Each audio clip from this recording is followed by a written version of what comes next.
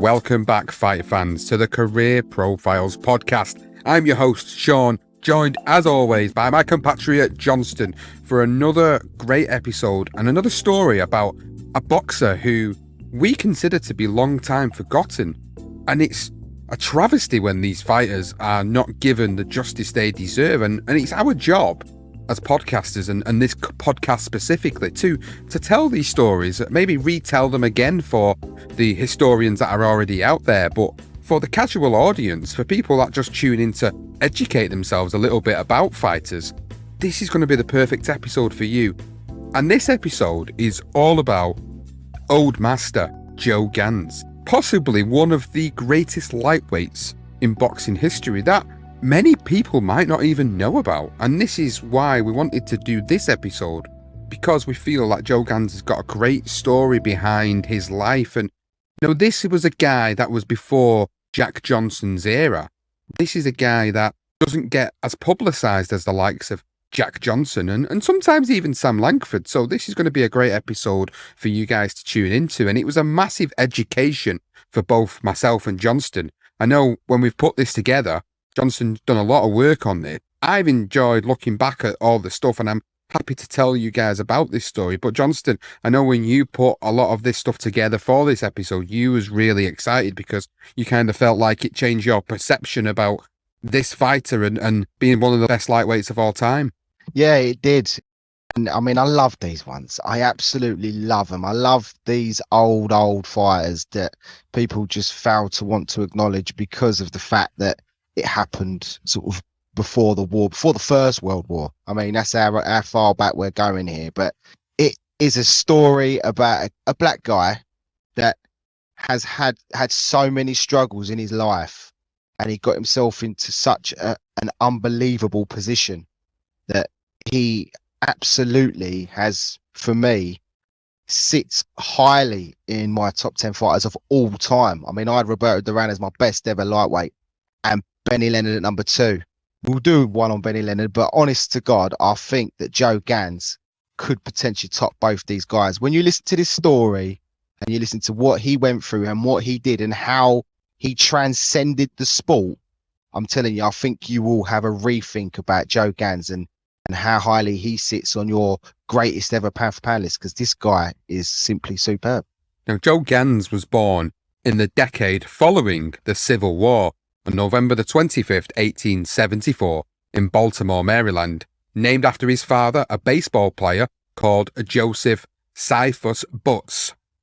During this time, African Americans were free to earn their own living during the years after Reconstruction, but they were relegated to low-paid jobs like washerwoman or waterman, or even as labourers in the tobacco or the sanitation, domestic or transportation industries. When Gans was 4, Maria Jackson Gant became his foster mother, and that was when he became known as Joseph Gant. Although she was his foster mother, Maria was a caring woman who Joe adored and treated her like she was blood.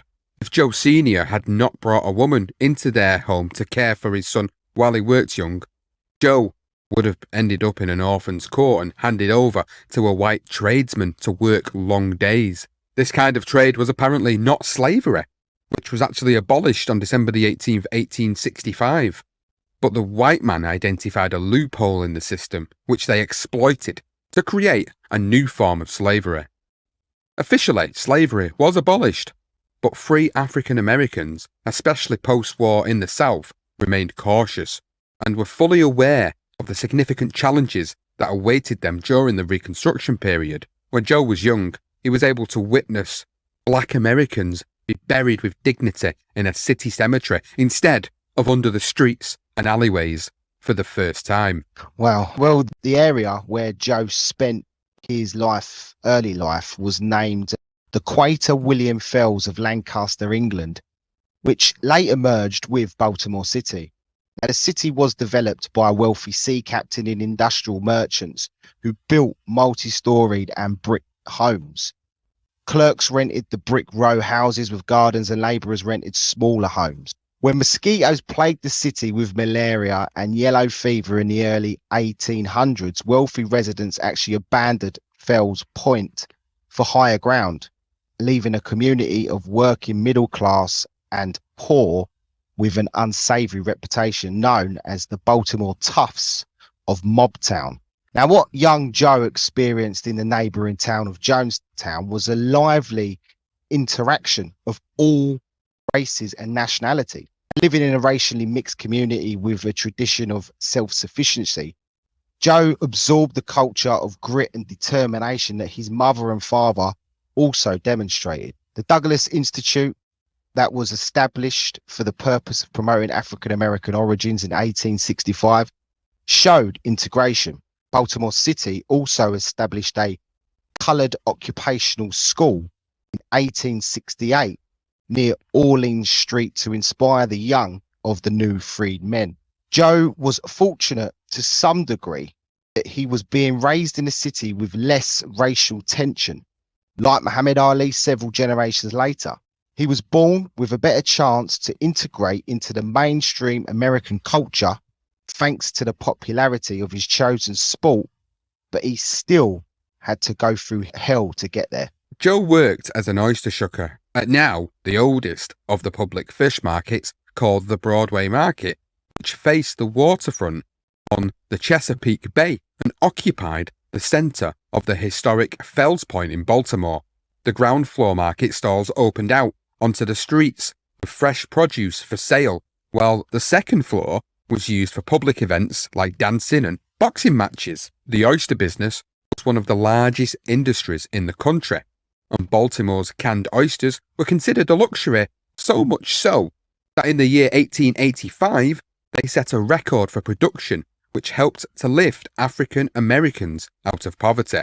Wagons from the harbour docks brought barrels full of oysters to the market and the nearby canneries, where immigrant labourers worked elbow to elbow packing the cans. From what we know about Joe Gans's beginnings, we know only from the interviews and accounts from the various journalists that spoke about him.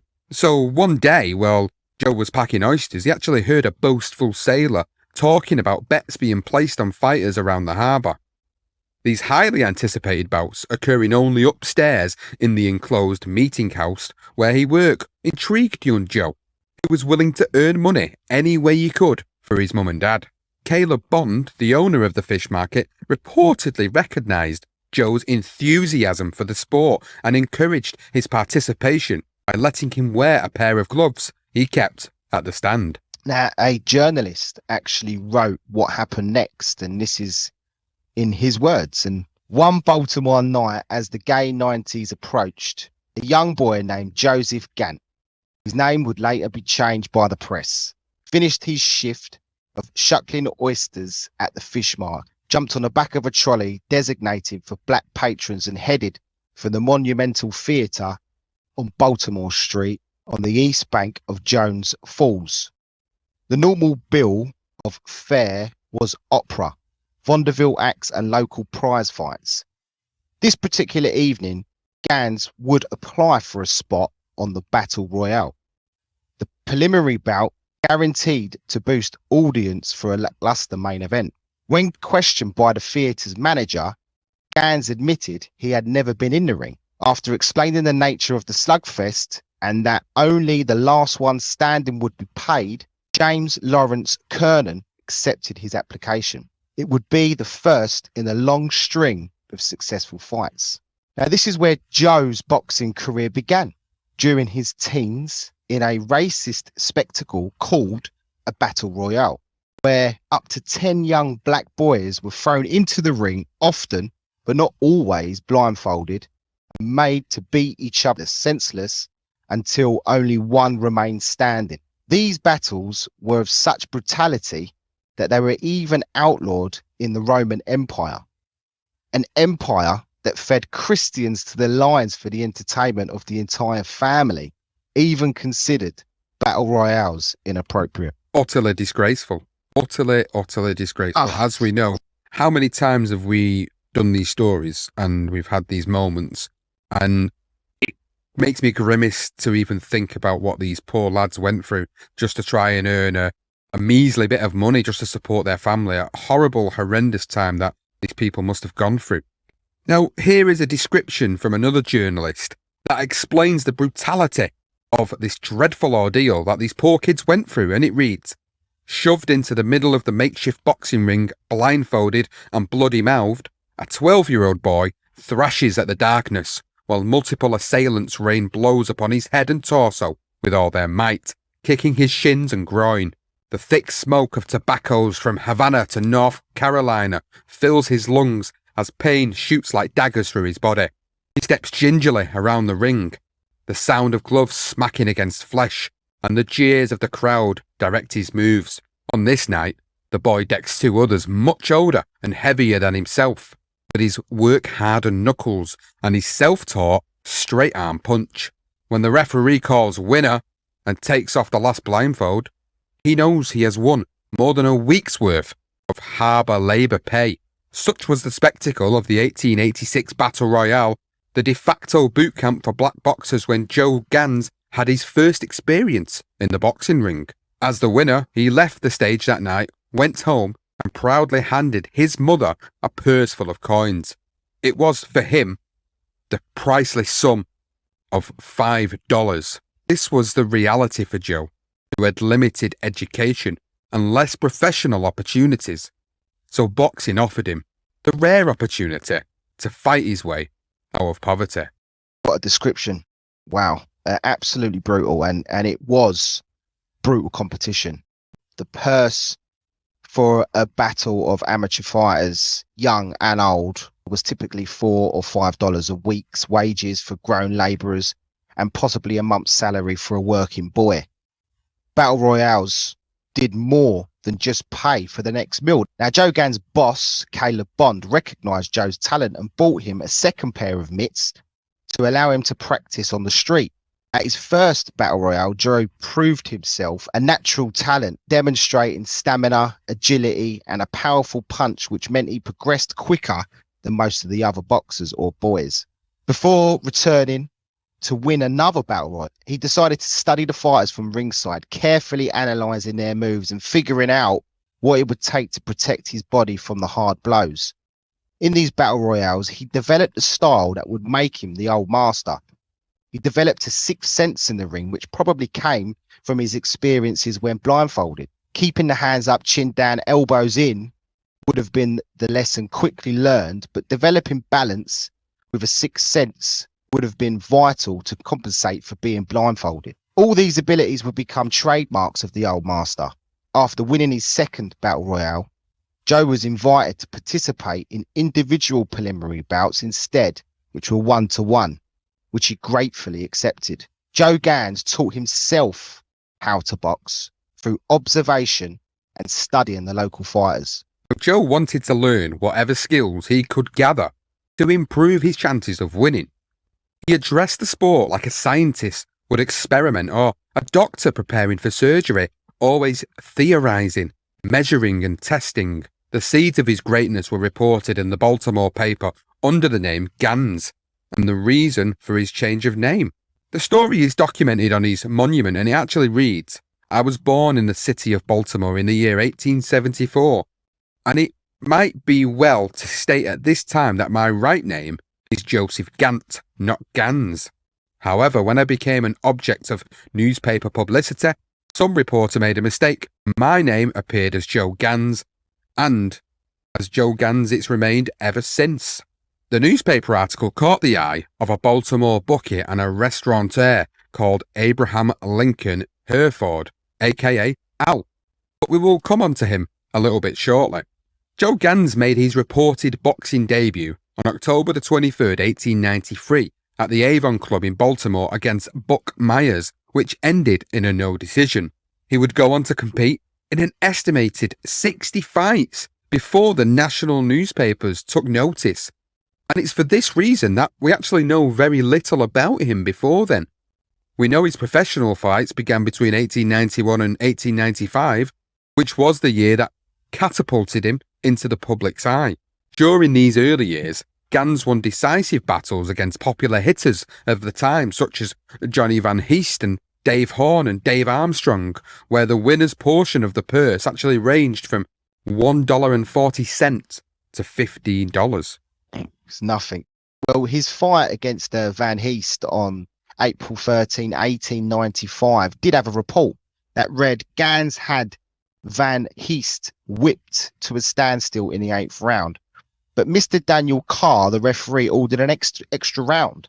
Though Van Heest had none of the last round, he was actually given the decision, something that would happen predominantly for Gans. Now, ring historians have always noted that Gans had more fights than what were on record. Bill Gray, in his book Boxing's Top 100, says that Gans's early recorded bouts may only represent half of his actual ring activity. To put Gans's record in perspective, in the first 5 years of his professional life, he had already won more fights than Joe Louis or Muhammad Ali would win in their entire careers.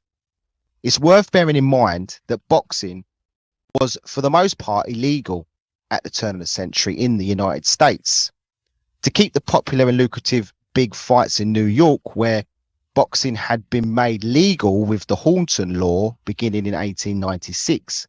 Otherwise, it was basically illegal in other states until the Golden State welcomed it out to the Wild West, where the sport was it was mild sauce compared to the gunfighting cowboys that they were used to. But back to Gans and how he was finally discovered. So Fleet Street in Baltimore was the location of Al Herford's restaurant, and it was particularly notorious for gambling. And let's just say he was as crafty as they come. It was like a mix of Del Boy and Uncle Mike Jacobs rolled into one. Now, on March the 6th, 1895, Al Herford was the president and treasurer of the Eureka Athletic and Social Club, which served up lucrative boxing matches with his brother Maurice as secretary. He also leased the Front Street Theatre from owner J.L. Kearney, who also owned the Monumental Theatre, for further boxing events. For years, such clubs were the speakeasies of unlawful boxing. On the same day as Al Herford's debut as a boxing promoter, he stumbled across Joe Gans, who fought Solomon English, which drew the largest fight crowd of the season.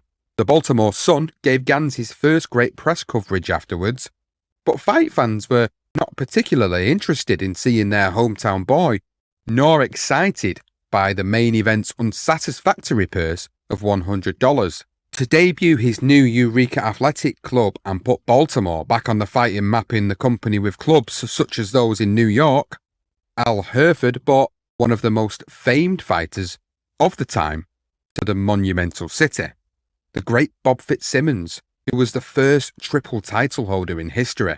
That night, Gans soundly beat English, but no verdict was given because the police stopped the bout in the 9th round. Gans would have many fights like this where he was clearly the winner, but the police would intervene before he was officially declared the victor, resulting in many no decisions on his early record. Even still, Gans showed those in attendance a superb scientific performance that received more attention because Fitzsimmons' opponent, Fredericks, actually failed to show, which infuriated the crowd. Herford actually had no choice but to appear on the stage and appease the crowd from a near riot by using his initiative in inviting anyone to stand in for Fredericks. After working his magic, the evening ended with Gans' standout performance. The fact that the newsmen had nothing to write about on the great Bob Fitzsimmons was a stroke of luck for Joe Gans, and it propelled him into the limelight. The world got a great description of the punching power of Joe Gans, and the following day's sports report was devoted to him and not the main event. The great Fitzsimmons received only a brief mention, while Gans got the entire column. Not long after his fight, Herford approached Gans with the offer to become his manager, which Gans reportedly told Herford that he would be taking a big risk. He replied, "That's my funeral, not yours." Fitzsimmons spent the next few months giving exhibitions on the East Coast with Gans as his chief support. He was encouraged by Herford to attend Fitzsimmons' exhibitions and study his boxing style like he did at the Battle Royales. This early experience was perhaps the most important in Gans' professional career.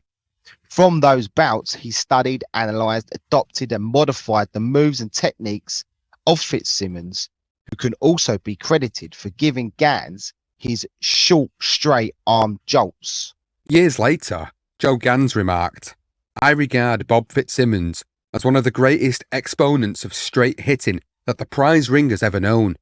Fitz was a wonderful fighter, and all of his straight punches were very effective. Until age set in and his hands went back on him, there were few fighters able to withstand that famous shift of his. When Fitz delivered this blow, he carried the whole weight of his body with it." Gans was finally visible to the world after his breakout performance, and so he felt indebted to Al Herford for his keen interest and support, but his new manager didn't deserve such loyalty. Herford, who also relished the job of ring announcer, would hold the winning purses for Gans while splitting both Gans's earnings and his own gambling debts, and then demanding that Gans fight according to his instruction. Even though Herford used Gans predominantly for his own gain, Joe would remain faithful to the gambler who had given him his start. Now, to understand Herford's personality, you need to look no further than what the New Yorker published in an article that described the changes he made when promoting those awful and shameful battle royales, and it reads, "Al Herford did not invent the battle royale, but I believe it is only just to say that he greatly developed it. One of his contributions was the scheme of dividing the 4 boys into 3 very small ones and 1 very tall one. This favoured a brisk entertainment, for the dwarfs always ganged up on the giant and knocked him out, usually by blows behind the ear. Another of Al's improvements was the device of dressing the coloured boys who fought in battle royales not in ordinary trunks but actually in the billowy white drawers that women then wore. The blacker the boy, the more striking the effect." Yeah, that's absolutely just disgusting. Al Herford, I mean, it's a sign of the times, but it's just so degrading. Al Herford wasn't the only bastard to tweak the degrading battle royales. Another event was the barrel fight, where 4 black boys would have to fight not blindfolded, but with big hogsheads instead. In describing the ring management, H.L. Mcgovern noted how Herford shaped the rules to suit the interests of showmanship. Now, when 2 boys sailed into each other with unusual vehemence, members began to howl. He would signal Ernie Gephardt to let the rounds run on, and whenever, on the contrary, a bout was tame, he would cut them short. Once I saw a set to behind 2 furious coloured youths, young Corbett of Yarmouth, England, and Zulu Whirlwind of Cape Town, South Africa, in which the average length of the 5 rounds by actually timing was 12.5 minutes. And another time I saw Ernie put through a flabby 6-round bout in 10 minutes flat. So the guy was basically just altering the times depending on whether the crowd were liking it or not. It's just so bad. By March 1895, Herford openly and successfully played the race card in the press when speaking of his young protege, Joe Gans, and he arranged a series of fights against the best black fighters, north and south of Maryland. Now, Gans's work at the Monumental Theatre in Baltimore against Howard Wilson, a 125-pounder, was described in the Baltimore Sun with admiration, noting that Gans's clever, strong left and the 2 coloured boxers, as the paper noted, put on a fine exhibition. So, yeah, I mean, just to put it out there, the coloured boxers, the coloured championships, it is the terminology they use. It's not one we would use today. It does get grimmer at times, unfortunately. We do apologise, but got to be blunt, it is a bit like this. Now, in April, Gans's notoriety skyrocketed when he beat Walter Edgerton, the Kentucky Rosebud, at the Eureka Club at its new Front Street Theatre location on 2 different occasions. On April the 1st over 6 rounds, and then again in the rematch on April 25th over 8 rounds. The Kentucky Rosebud was actually famed for beating Joe Gans's good friend and featherweight champion George Dixon in 3 rounds. It was actually the historian Nat Fleischer that noted Gans may have been highly motivated to beat the Rosebud to make up for Dixon's loss. The Associated Press said Gans proved himself the more clever man, and the bout showed that Edgerton was only a right-arm fighter who is not dangerous to a fearless man who goes at him. The The Baltimore Sun noted, Gans had the Rosebud groggy in the last. The 8th, he had him at his mercy, and the gong had to be rung in the middle of the round to save the Bud, who was nearly knocked out. By October of 1895, Joe Gans was considered as the coloured lightweight champion of Maryland. Spectators called him a ring genius when he knocked out the previously undefeated Joseph Elliott in the 9th round in what Baltimore Sun described a most unusual knockout combination. Gans threw a right hand to the body, but when Elliott tried to block it, Gans ducked and let his left hand go. It struck Elliott so powerfully on his right shoulder that it grazed his jaw and landed firmly on his forehead. Elliott stepped back and dropped to the floor. I mean, such a young age, he's already just demonstrating stuff that no one's ever seen before. You can understand why there's so much hype around this kid. And in November, Hereford actually arranged a great fight between Gans and the former featherweight champion, Albert Griffiths, aka Young Griffo, a world-class champion from Australia who fought the previous year against American icons such as George Dixon, Jack McAuliffe and Kid Levine. The bout with Gans was scheduled for a day when Baltimore would be packed with sporting men for the racehorses at Pimlico. This was also the first fight in which Gans's management was publicly accused of having rigged the deal, and the only fight to have actually favoured Joe Gans in the deal if the rumours of the fix were actually true. Now, Griffo was as much a character as a boxer, equally at home in the bar as he was in the ring. Before the Gans fight, Griffo had fought out 3 draws with George Dixon that could have gone either way, and lost a controversial decision against Jack McAuliffe previous summer. Instead of billing Gans as the Maryland champion, Hereford actually dubbed him the coloured Southern lightweight champion. Now, the place was packed to the rafters, and no one expected Gans to last the scheduled 10 rounds against the Australian champion.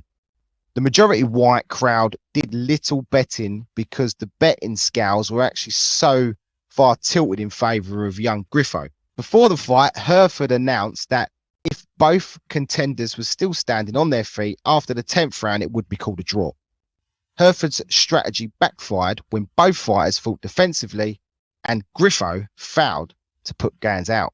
Joe Gans was unable to knock out the Australian wonder, and the crowd got annoyed. Gans landed more punches than Griffo, and while the paper recorded that Griffo let go several vicious blows, they all fell short.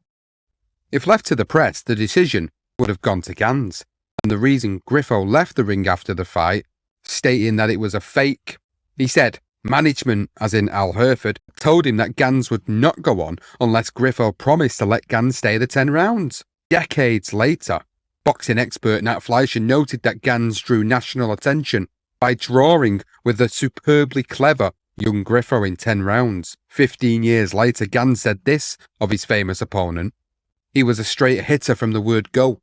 Had he possessed the punch and taken care of himself, he would have been in harness today." The final fight of 1895 earned Gans the label of coloured featherweight champion of the South when he beat the admired George Siddons, who was brought to Baltimore from New Orleans by a Philadelphia backer to meet Gans. The bout was set for 25 rounds, with the men weighing in at 125 pounds. Gans beat Siddons with the repeated use of his straight left jabs and feints. When Siddons went for a body punch in the 7th, Gans knocked him to the floor with a right to the jaw. The press noted that by the timer's watch, Siddons was out for about 14 seconds, but the referee counted slowly, and Siddons was up at 9. Gans was at him in a flash, and with his left and right, he put him to sleep. Ferocious. And on November 29th, 1895, the paper reported his victory last night gives him a just claim to the title. Joe Gans knocked out George Siddons in 7 rounds at the Eureka Athletic Club last night. Gans's victory was a most decisive one. Gans is a natural fighter, never having had an instructor, and only lately has had the use of training apparatus. Although he had been called a champion lightweight, Gans had been fighting at 125 pounds, generally considered as a featherweight limit. Gans never tried for the world featherweight title, held at the time by his good friend George Dixon, although Gans was considered the best fighter at that weight. More money was to be made in the lightweight division, where the best warriors of the day worked their trade. In these early years of his fighting life, Gans was already so good that it was reported that he would indicate to his friends the round he would end it in while in the ring. For this, they would exit the hall early to avoid being victimized by the white spectator. Early accounts from New York refer to Gans as the Baltimore Wizard. By January of 1896, Gans would spend the year fighting as the coloured featherweight champion of the South, travelling away from Baltimore and meeting the challenges that his reputation had earned. He fought a rematch with Siddons on November 28, 1896, and Gans knocked him out in the 7th round again. Joe had now gained the attention as a clever boxer who had created and identified straight hitting as a significant way of beating his opponents. And he said, wait for your opportunity. And when it comes, unveil yourself of it. He attributed most of his success to straight hitting, and he said, the idea of boring in and sending smashes helter-skelter without reason doesn't amount to a row of pins. In the long run, save if you are a man of abnormal strength, 9 times out of 10, it will beat you. Every time you miss a swing, it is worse than being hit. I could be the champion of the world until I was as old as Methuselah. If I could have for opponents fellows who just rushed at me with swinging blows, all I would have to do would be to let them waste their energy, and when they were weakened, just land one blow, a straight one, to be sure, and it would be all over in a jiffy. Gans brought a disciplined professional style to the ring that earned him the admiration of white people as well as the black Americans of his day. His style was unique and new, described as the scientific approach by many historians. Fight promoters in Baltimore were required to obtain a permit for their boxing matches. However, in 1896, the mayor decided to stop issuing them.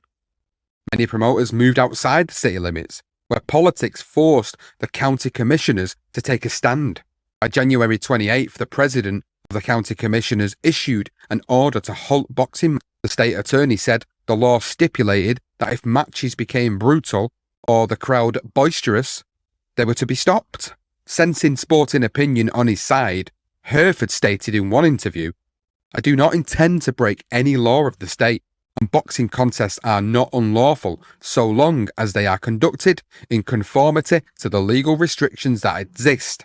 That is, so long as the gloves are of the prescribed size and the spectators are orderly, which you find quite rich coming from a man who was putting kids into battle royales and letting the little ones gang up on the big one. Yeah, he's a bit of a contradicting twat, isn't he?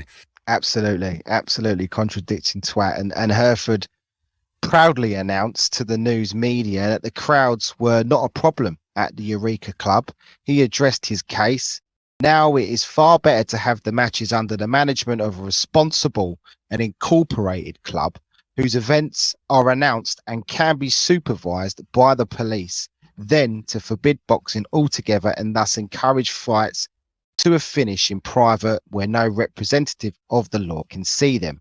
Now, with a reputation for knockouts and having been undefeated in 5 years, Joe Gans made his first appearance outside of Baltimore on January the 11th, 1896, meeting Benny Peterson in Philadelphia. It was the first time the Baltimore Sun devoted a whole column announcing the fight of the undefeated featherweight of the South and full coverage of his fight.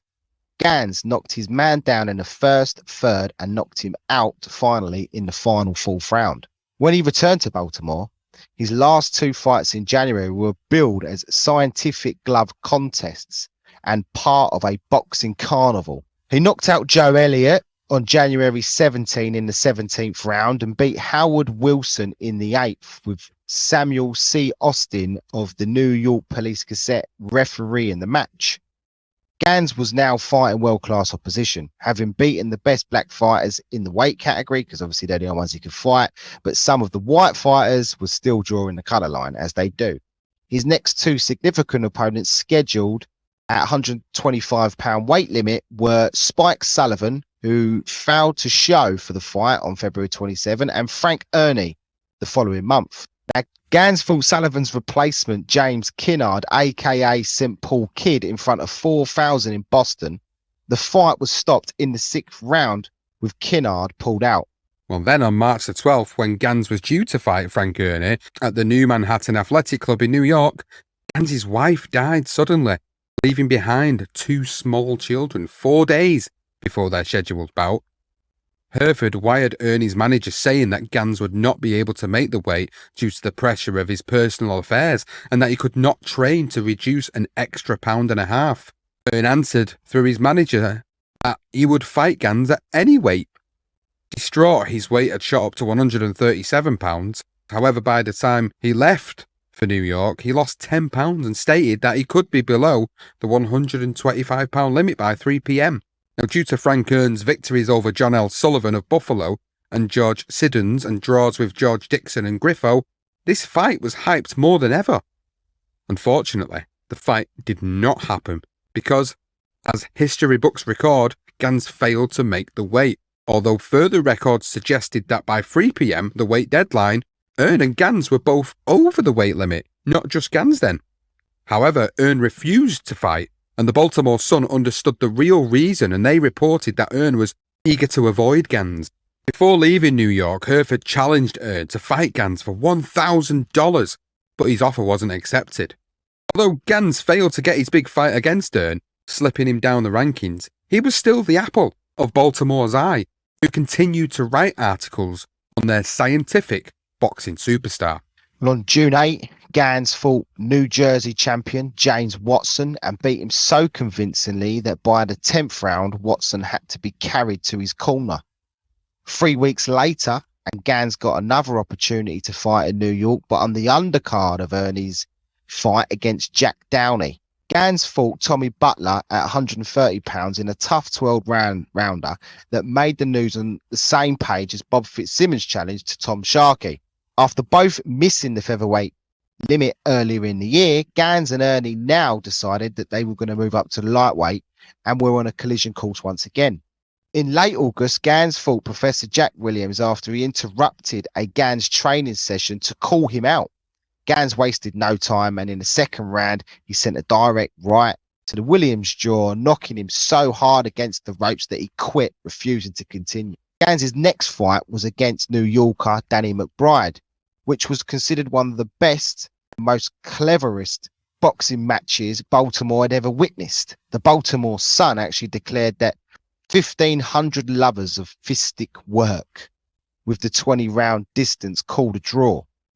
The paper noted that McBride was the best fighter Gans had met to date, but according to the newspaper, Gans should have been given the result, with many suggesting that he had outpointed his opponent. Then on September 28th in Philadelphia, Gans had been scheduled to fight 2 men in one night, but the unnamed second contender actually failed to show. Instead, he fought once, knocking out Jack Bout in 3 rounds, who would die a few years later in an opium den. New York 1 week later, and Gans fought on the top of the bill at £130 against Dal Hawkins, who was originally scheduled to fight Frank Kearney. But when Ernie dropped out, Gans was brought in as a late replacement. By the end of the 6th, Gans was in control, while Hawkins worked the body well without landing much to the head. But when he did connect, the press called them taps. Gans, on the other hand, landed repeated hard lefts and rights to Hawkins' jaw. But after 15 rounds, the referee gave the decision to Hawkins. The papers wrote that his verdict drew hisses from the audience that thought the match should have been called a draw.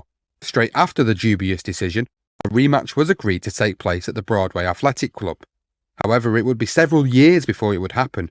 But when it did, Gans would avenge the decision by knocking Hawkins out in the second round. In December of 1896, the press called Gans flabby, but he managed to negotiate a thin $500 purse for a 20-rounder against coloured featherweight champion of Australia, Jerry Marshall. By the end of the 19th round, the Australian was clearly fatigued, but Gans returned to his corner, frustrated, and told Hereford, "I can't put him out. I can't get at him." Interestingly, it was Marshall who pleaded with Gans in the last round not to knock him out. "Don't do it," it was alleged he yelled. Whether he did or couldn't He got the decision anyway. For the last fight of the year, Joe Gans headed to the Wild West in San Francisco and fought on the same card as Jim Jeffries on December the 14th at 132 pounds. Gans knocked out Charlie Rochette in the 4th round using his powerful straight left that set up the right hand for the knockout blow. The next year, Gans crossed the country fighting in New York, San Francisco, obviously at home in Baltimore and Philadelphia.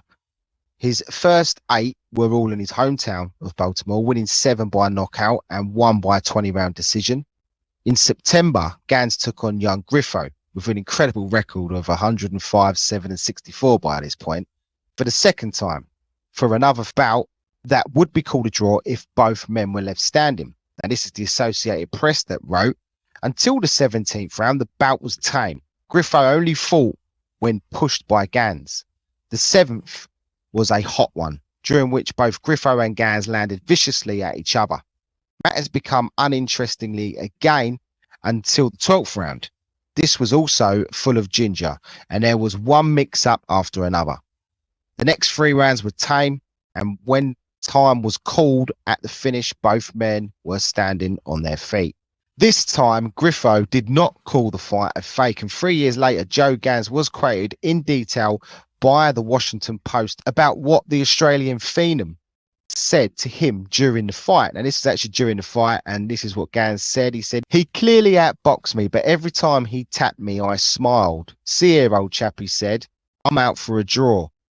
And don't get awfully rude with me because I have a blinking pain in my stomach. If you slam me once in the body, it will be all off. So don't get rude and be a gentleman." So that's apparently what he said to Joe Gans. I'd love to have done that in an Australian accent, but I'm sure. Joe Gans then heaped praise on his opponent. He said, "It's a pity that a boxer of his talent never took care of himself, as he was always the greatest defensive boxer that ever lived. And the most peculiar feature of his defense was that he was up and at the opponent all the time, fighting close on the inside of the guard. They talk about Fitzsimmons as a fighting machine, but as a mechanical boxer, Fitz never classed with Griffo." After such a tough fight, Gans was back in action just 6 days later against home favourite Bobby Dobbs, 53, 11 and 21, at the Greenpoint Sporting Club of Long Island, New York. Gans clearly outboxed his opponent, but the match was initially called a draw by the referee. Then after local pressure, the referee became flustered and changed the decision to a win for Dobbs, giving Gans his second career defeat. Interestingly, historians have accused Gans of throwing the Dobbs fight, even though most observers thought he won and was actually robbed. Records also suggest that he lost the coloured lightweight title after this defeat, but other records suggest he ended the year in print as the coloured lightweight champion. To end 1897, Gans stopped Staunton Abbott in the 5th round after the Englishman's corner threw up the sponge. On January the 3rd, Gans put Billy Young down in the 1st and 2nd rounds, but after he assisted Young to his feet following the 2nd knockdown, the police intervened and stopped the fight. 2 weeks later in Cleveland, Ohio, Gans drew the largest crowd in the city's history in his 20-round fight against Frank Garrard. Once again, the police stopped the fight in the 15th round as referee George Seiler was about to give the decision to Gans. By this point, Gans had already had an accomplished career record, but he was still some way off a world title shot due to him being a black man in a white man's sport. He won 17 fights in a row, stopping 12 before his next big fight that came in the form of Kid McPartland at the Lenox AC in New York on November the 4th, 1898. The New York Times declared he is now in line for a fight with Levine and others of the first class. It was evident that Gans was on another level to anyone in his weight class, but no matter how much of a gentleman he was or how many times he beat all comers, his chance of world title glory seemed to be out of sight. Tad Dorgan of the New York Evening Journal summarized the Joe Gans style. It certainly must be said that Gans, when fully extended, is a boxer of rare merit. He never seems to become raffled when in action. There is no wasted motion about his system of attack. He stands straight and makes use mainly of short arm blows. His best punch, probably, is a kind of down chop with the how to send it through the smallest of openings. Now, Colleen Ayok and Mark Scott, they actually wrote the Joe Gans biography of the first African boxing champion, which is a great source for this podcast, for this career profile, explaining how much of a master craftsman he was and how his boxing style still influences boxing today. And it said that Gans's ring craft laid the foundation for the moves that are taught to this day by boxing trainers throughout the world. Gans was the first to fully realize how much leverage and power could be achieved with a minimum of physical effort. The foundation of Gans's style was his stance and the balance it provided. Simple in concept, difficult to execute. The Gans stance maintained feet always at 45-degree angles, weight centered so that it could be easily shifted by moving left to right or backward and forward. The first decade of Gans's career, he dominated his opposition, knocking out opponents at will. And it was even suggested that he carried his challengers during fights to provide a longer show. One reporter echoed those suggestions when he wrote that Gans had it all his own way. He could have dropped his man at any stage of the game. Now, the Swiss-born Frank Kearney, who we've mentioned earlier, had gone undefeated from 1891 until 1897 and was now the world lightweight champion after he won a rematch with George Kid Levine on July the 3rd, 1899. Ernie was also a former featherweight champion, claiming that title from George Dixon on November the 26th, 1897. Gans had won almost 100 recorded fights before he was ever allowed a title match, with a majority coming by way of knockout. Some ring historians credit him with a higher total. Before the turn of the century, he had lost 2 disputed decisions and 1 brawl against George Elbows Mcfadden, one of the dirtiest fighters in the history of the ring. He later beat Mcfadden and avenged his 2 disputed losses. He was still waiting for the chance to fight the now famous Ernie, who was considered not only one of the greatest fighters in the world, but also an up-and-coming stage superstar. By the turn of the century, much of the attention turned to the lightweights due to the lack of depth to challenge Jim Jeffries in the heavyweight division. With so much talent on show, the World Lightweight Championship was considered just as fashionable as the heavyweight title. It's understandable for the time that boxers were as famous as anyone, especially when you consider the number of fighters that could call themselves world champions compared to the present era of boxing. 122 years on, and over 60 fighters can be recognised as a world champion today, whereas in 1900, there were only 6. Jack Johnson, who was making his way up in the heavyweight division, stated that the smaller weight classes that included Gans, Barbados Walcott and George Dixon were the greatest fighters ever. Wow, just 7 divisions compared to how many champions now? That's insane, isn't it? Well, even though Gans was now considered one of, if not the best fighter in the world by 1900 or early 1900, his chances of ever getting a world title shot against Ernie was almost impossible. White champions during this time drew the colour line, especially after Canadian Ball. George Little Chocolate Dixon defeated the white boxer Jack Skelly in the same New Orleans tournament where John L. Sullivan lost his heavyweight crown to gentleman Jim Corbett. The New York Herald actually wrote, and please excuse the blatant racism in this report, but it said the coloured people on the New Orleans levees are so triumphant over the victory of the Negro last night that they are loudly proclaiming the superiority of their race, to the great scandal of the whites, who declare that they should not be encouraged to entertain even feelings of equality, much less of superiority. These were dark days in the world when it came to racism. Promoters wanted to keep the colour line. One was actually even quoted as saying, "We do not approve of mixing the coffee with the cream in the boxing." But no matter what we think of Gans's manager, Hereford, he was making friends in all the right places. He had previously promoted a fight for Ernie before he became the world champion. So, with perseverance, he reminded his manager that he owed him one. And along with the gentlemanly conduct of Joe Gans, which he presented himself, they managed to force their hand and get the fight against Ernie. On the day of the bout, the Baltimore Sun reported, those familiar with the game say that barring a fight between Corbett and McCoy, who was also Kid McCoy, another big name. No other such scientific event could be arranged as the one tonight. March the 23rd, 1900, the two finally came together under the hot lights of New York's Broadway Athletic Club to contest the World Lightweight Championship over the course of 25 rounds. The gate receipts were expected to draw $30,000 in a winner-take-all match, which meant that the winner would get 50% of the gate, the loser would get nothing. Both boxers were known as scientific boxers, but Gans was the better fighter, and everyone knew it. The Baltimore Sun compared the fighters and mentioned the possibility of an accident when they wrote, "Any two men can fight, but not every pair of men can contest for mastery in a game of blows where the brain is the most potent factor that leads to a decision. Both Gans and Ernie are strong, healthy fellows, but neither approaches in brute strength the power that exists in many men of their weight, and yet either could go through the world mowing down men of nearly double his weight and strength, because he knows by practice, instinct and natural aggression on how to move, watch, wait, attack, defend, reserve, expend, escape and strike. Both are trained to the minute, and both will be in the fullest flush of health, barring accident."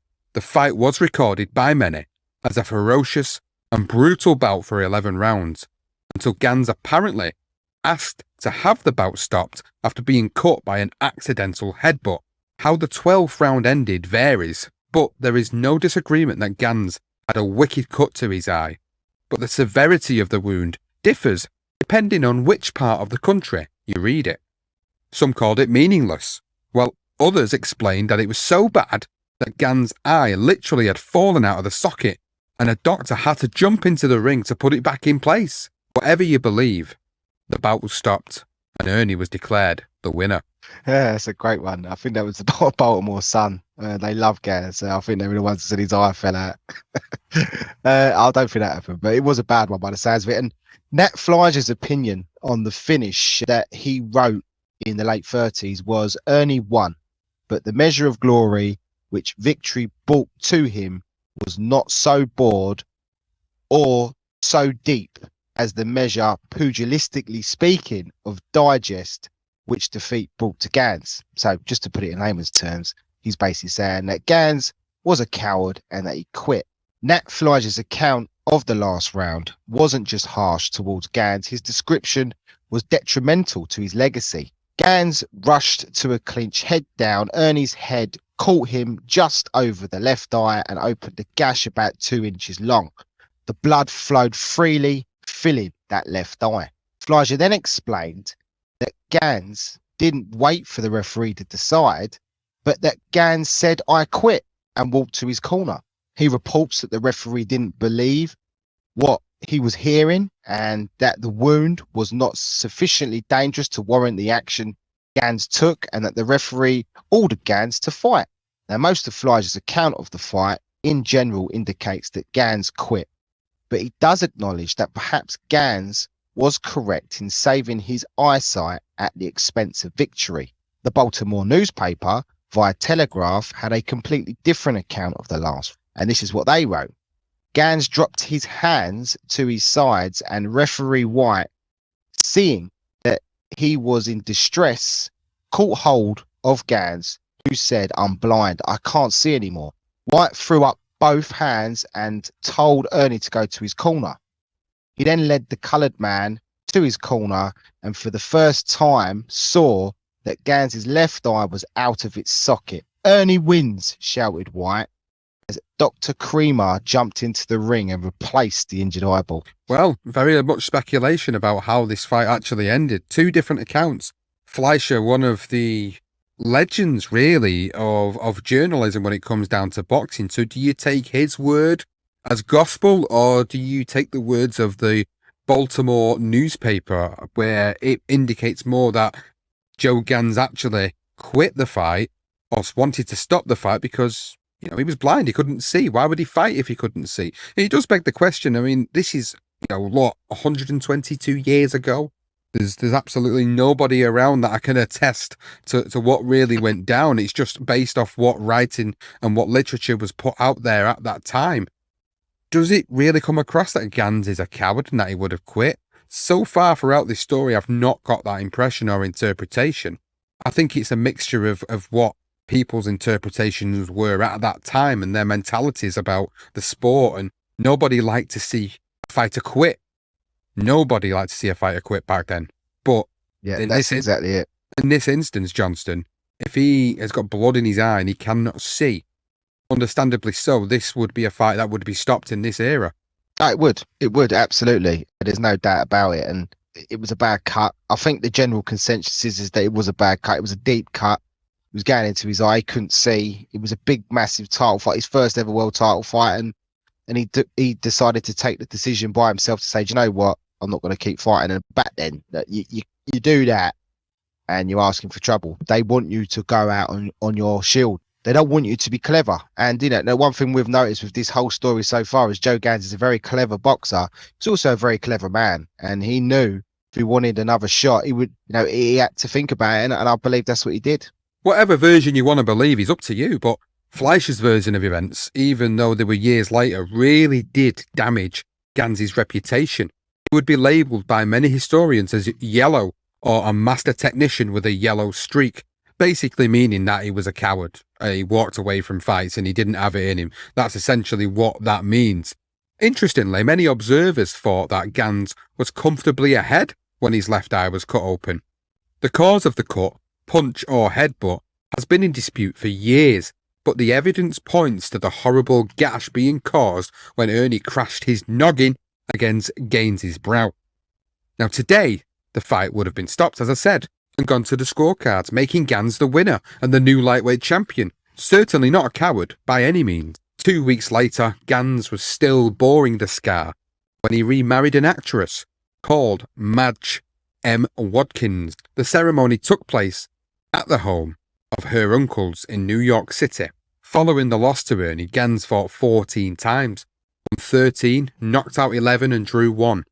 His most significant victory came in the summer of 1900 against young Griffo at the Seaside AC in Coney Island, New York. The Associated Press wrote, "This finish on July the 11th, 1900, Gans's right hand, punches to the heart, showed their effect in the 8th, and Griffo was forced about the ring with left jabs to the mouth that brought the blood in a stream. Gans saw he was gone and measured his man admirably and swung his right to the jaw. Griffo staggered across the ring and Gans followed and swung his right again to the mark. It needed only another punch to knock him out, but before Gans could deliver it, the referee stepped between them and sent them to the corners, stopping the fight and awarding Gans the decision." The rubber match, and Gans gets rid of young Griffo. So young Griffo by this point was really towards the end of his career, but I mean, what a fight that would have been. Defensive masterclass, really. I mean, they cancel each other out a little bit, and I think that second one, but 3 terrific fights there, really. I mean, we would never ever know. I mean, we go by what we read, but 2 fantastic defensive fighters. I think Gans is more aggressive, but wow. I mean, it would have been big news today. Now back on the world title trail after the Ernie loss, Gans must have thought his year was back on track, but unfortunately trouble was only just around the corner. Gans found himself right in the centre of the biggest boxing scandal in its history. The 1900 fixed fight between Joe Gans and Terry Mcgovern that took place one cold night in December in Chicago. Now, the Black Sox scandal of 1919 is one of the most famous, one that we described in our Dark Side of Boxing episode, which is Boxing and the Mafia. Boxing is always filled with controversy. Obviously, that was baseball, but it did have links into boxing, and boxing is always filled with controversy, even in today's world.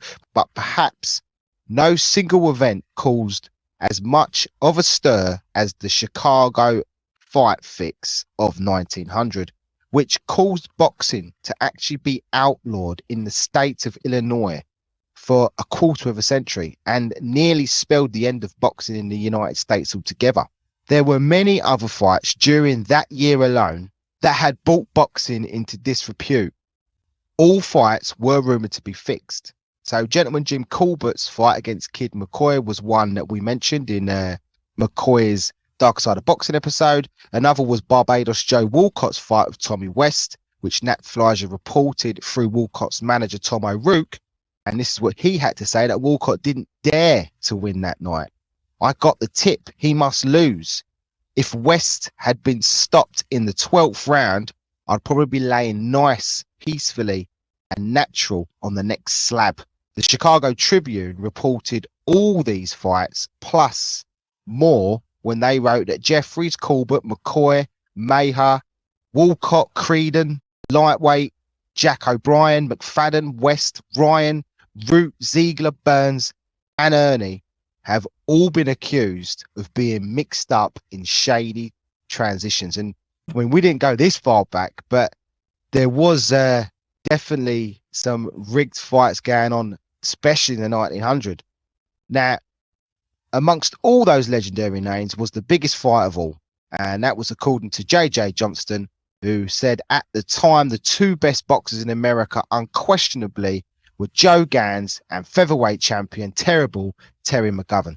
Hereford and Samuel Harris, McGovern's manager, had a choice of two venues for the fight. J.J. Kroom of the National Athletic Club of San Francisco offered either a purse of $5,000 or 65% of the gross receipts. The other offer came from the Tattersalls Athletic Association in Chicago, which included both a purse of $75,000 and a 50% of the gross receipts. It was a no-brainer. They chose the famed Chicago Hippodrome because of his popularity and the offer of more money to be earned. Nat Fleischer, he ranked McGovern as the greatest fighter ever to campaign at 126 pounds, and for good reason.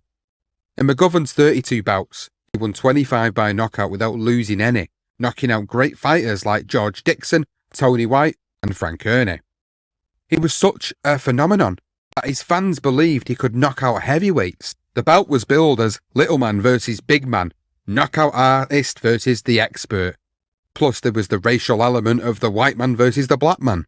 Although Gans was the technician, he had to knock McGovern out within 6 rounds if he wanted to earn the winner's purse, set at 65% of half the gate receipts. If McGovern could last the 6 rounds, he would be declared the winner. And 6 rounds were also the perfect length for the new movie intervention, as the fight would be filmed in Gans's first ever fight in Chicago.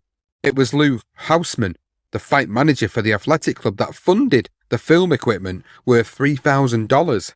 Houseman also needed paperwork that could combat the threat of arrests if the fight went ahead due to rival crusaders that wanted to abolish boxing in Chicago. McGovern was placed under arrest days before the fight while in Milwaukee, while Gans could not be reached or arrested while staying in New York with his wife and friends. But Gans and Hereford would be served arrest warrants upon arriving in Chicago. Well, they still made the trip, but on the day of the bout, each fighter was placed under the custody of a constable who always remained with each of them while the powers that be thrashed out whether this fight would actually go ahead or not.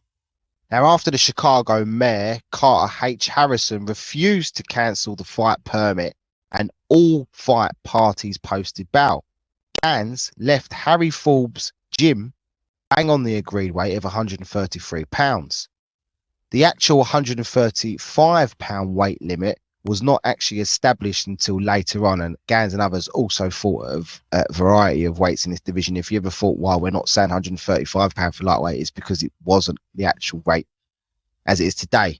So both fighters weighed in at Malachi Hogan's gym. McGovern come in at 124, but Gans weighed over the 135 limit, meaning he would only receive half of his share of the purse at the end of the contest. McGovern's manager, Sam Harris, was quick to surrender the weight forfeit if McGovern were to win, but if he were to lose, the clause would be in full effect. Gans and his team, well, they agreed. Well, I say Hereford really agreed, and the fight would finally go ahead at 11 p.m. in front of 10 to 15,000 fans. The attendance varies. Gans was knocked out. All over within 2 rounds. That was one of the headings on the newspaper. Here is part of the round by round report that came to Baltimore from Chicago. And round one was a left on the face nearly floored Gans, and another left on the jaw knocked Gans down. Gans arose at the count of 7. He was knocked down again 1 second after the bell rang. He was assisted to his corner in a groggy condition. No claim of foul was made by Gans for the blow after the bell. Moved into round 2, and as soon as the men came out of their corners, Mcgovern made a rush and put 2 lefts and rights to the jaw.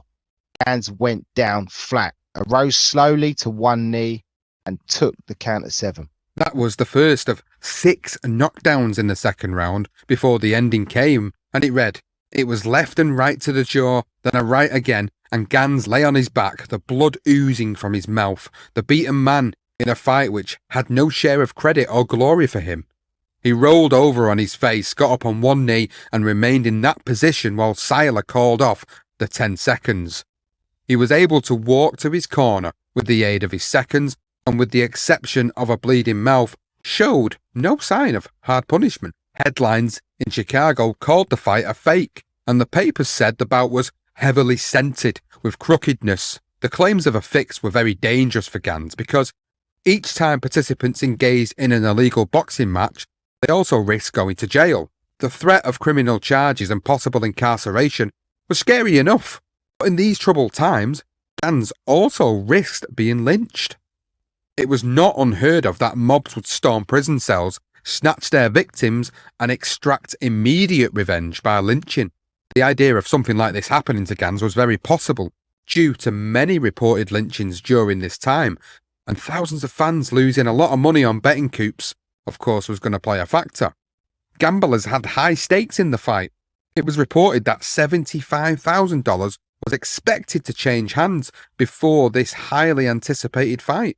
Even the great Muhammad Ali passed comment on the pioneers of the black pugilist during this era, and he said, "I was inspired by the courage and confidence they must have had during the days when blacks were being lynched and jailed in the South for just bumping into a white man on the streets or talking back to a white policeman." Scary times. And immediately after the defeat, Gans said, "The better man won. That is all I can give as an explanation for the result. I did not lay down. I was hit hard early in the fight, and that seemed to take the wind out of me. I don't think there is anyone who can stand up to Mcgovern at lightweight limit."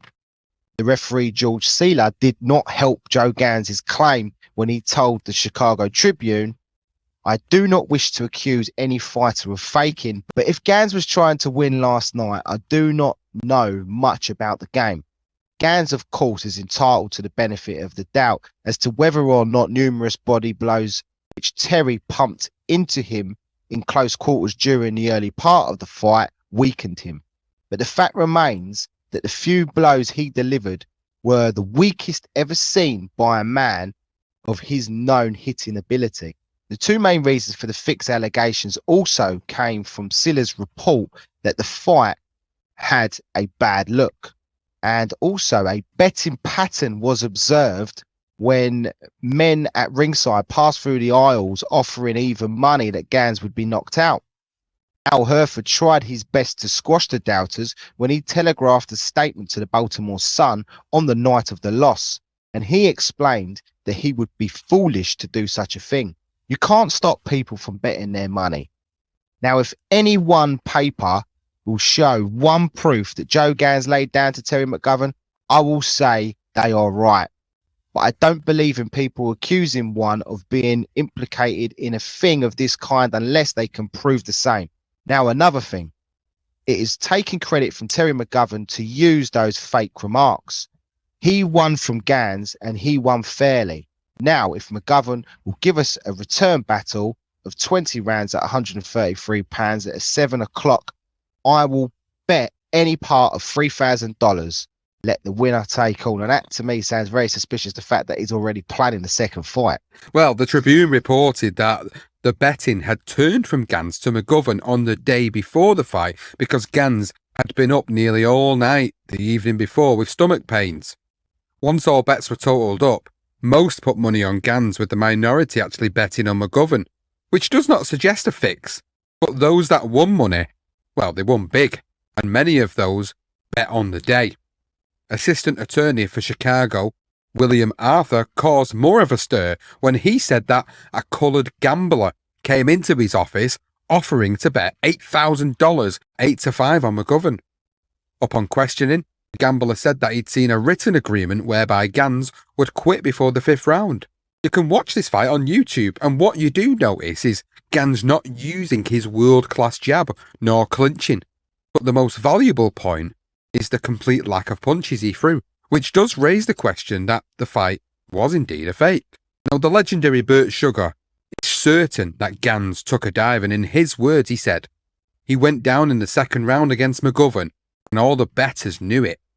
Joe Gans went down and out in round 2, and everyone cashed in their tickets." Gerald Early, a professor from Washington University, acknowledged the fix, but he said there was no chance for any black fighter at this time but to go along because whites controlled the game. What else were you going to do? The next morning at 9 a.m, Gans, Hereford, Mcgovern, Harris, Seiler, and Houseman found themselves in court, not actually because of this alleged fix, but because of the arrest warrants issued before the bout. However, the charges were dismissed, and the judge told the fighters, promoters, and managers to go home. Well, 4 days after the fight, and the Chicago City Council passed an injunction that classified the match as a fake, and they declared, "Be it resolved that the City Council of the City of Chicago hereby expresses its disapprobation of the fraudulent affair which took place at the Tattersalls building on December 13, 1900. So there you go. From this point, Chicago shut down the sport for more than 20 years, except for the private clubs where no admission could be charged. Gans and Hereford's statements and that on the night of the fight are unconvincing. If Gans has not planned to take a dive, then surely Hereford would be more disappointed. That was pretty clear for me. I think he would have been way more disappointed if he didn't take a dive. And it has also been suggested that Hartford and Mcgovern's manager Samuel Harris were good pals. So the idea of a fix was logical, especially when you consider what happens next in Joe Gans' career, which obviously we'll go on to. The idea of a deal is like you scratch my back, I scratch yours between the two managers. And that's what it would seem like. It would seem very likely. For Gans, he must have been pleased to see the back of 1900, but it would be a long, hard road back to the world title shot. Gans had opened the year of 1901 by winning a $1,000 purse against Cornelius T. Moriarty, aka the Wilmington Jack Daly. Daly wanted to beat Gans to clear his own record since Gans had one decision over him. The 25-round match ended in the 15th round when referee Charles White of New York disqualified Daly for dirty tactics, and Gans explained that it was easier for Daly to disqualify him than take a knockout since he did not appear to be adequately trained for the event. At the end of May 1901, Gans had the opportunity to clear his record of the loss to Bobby Dobbs.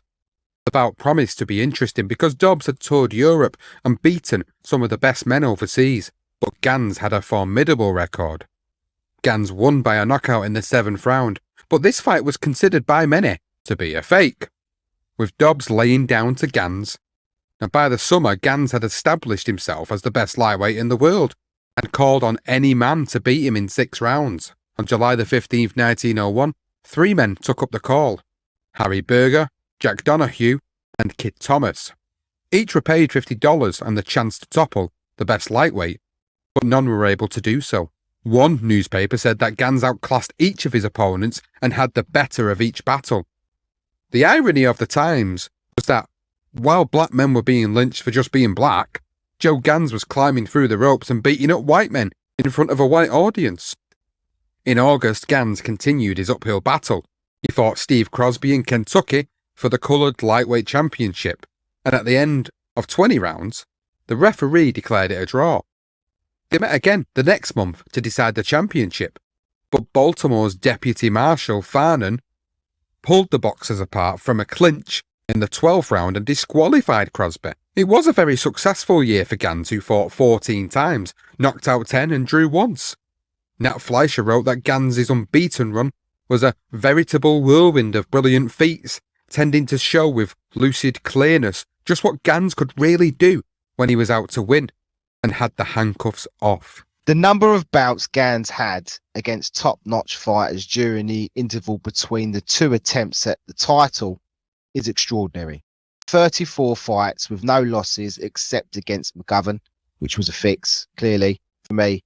He knocked out Joe Youngs, who had only recently lost the welterweight crown, in 4 rounds. Dale Hawkins, young Griffo, and Bobby Dobbs, all known vicious punchers. And Nat Fleischer again gave Gans great distinction with his amazing success from 1900 to 1902.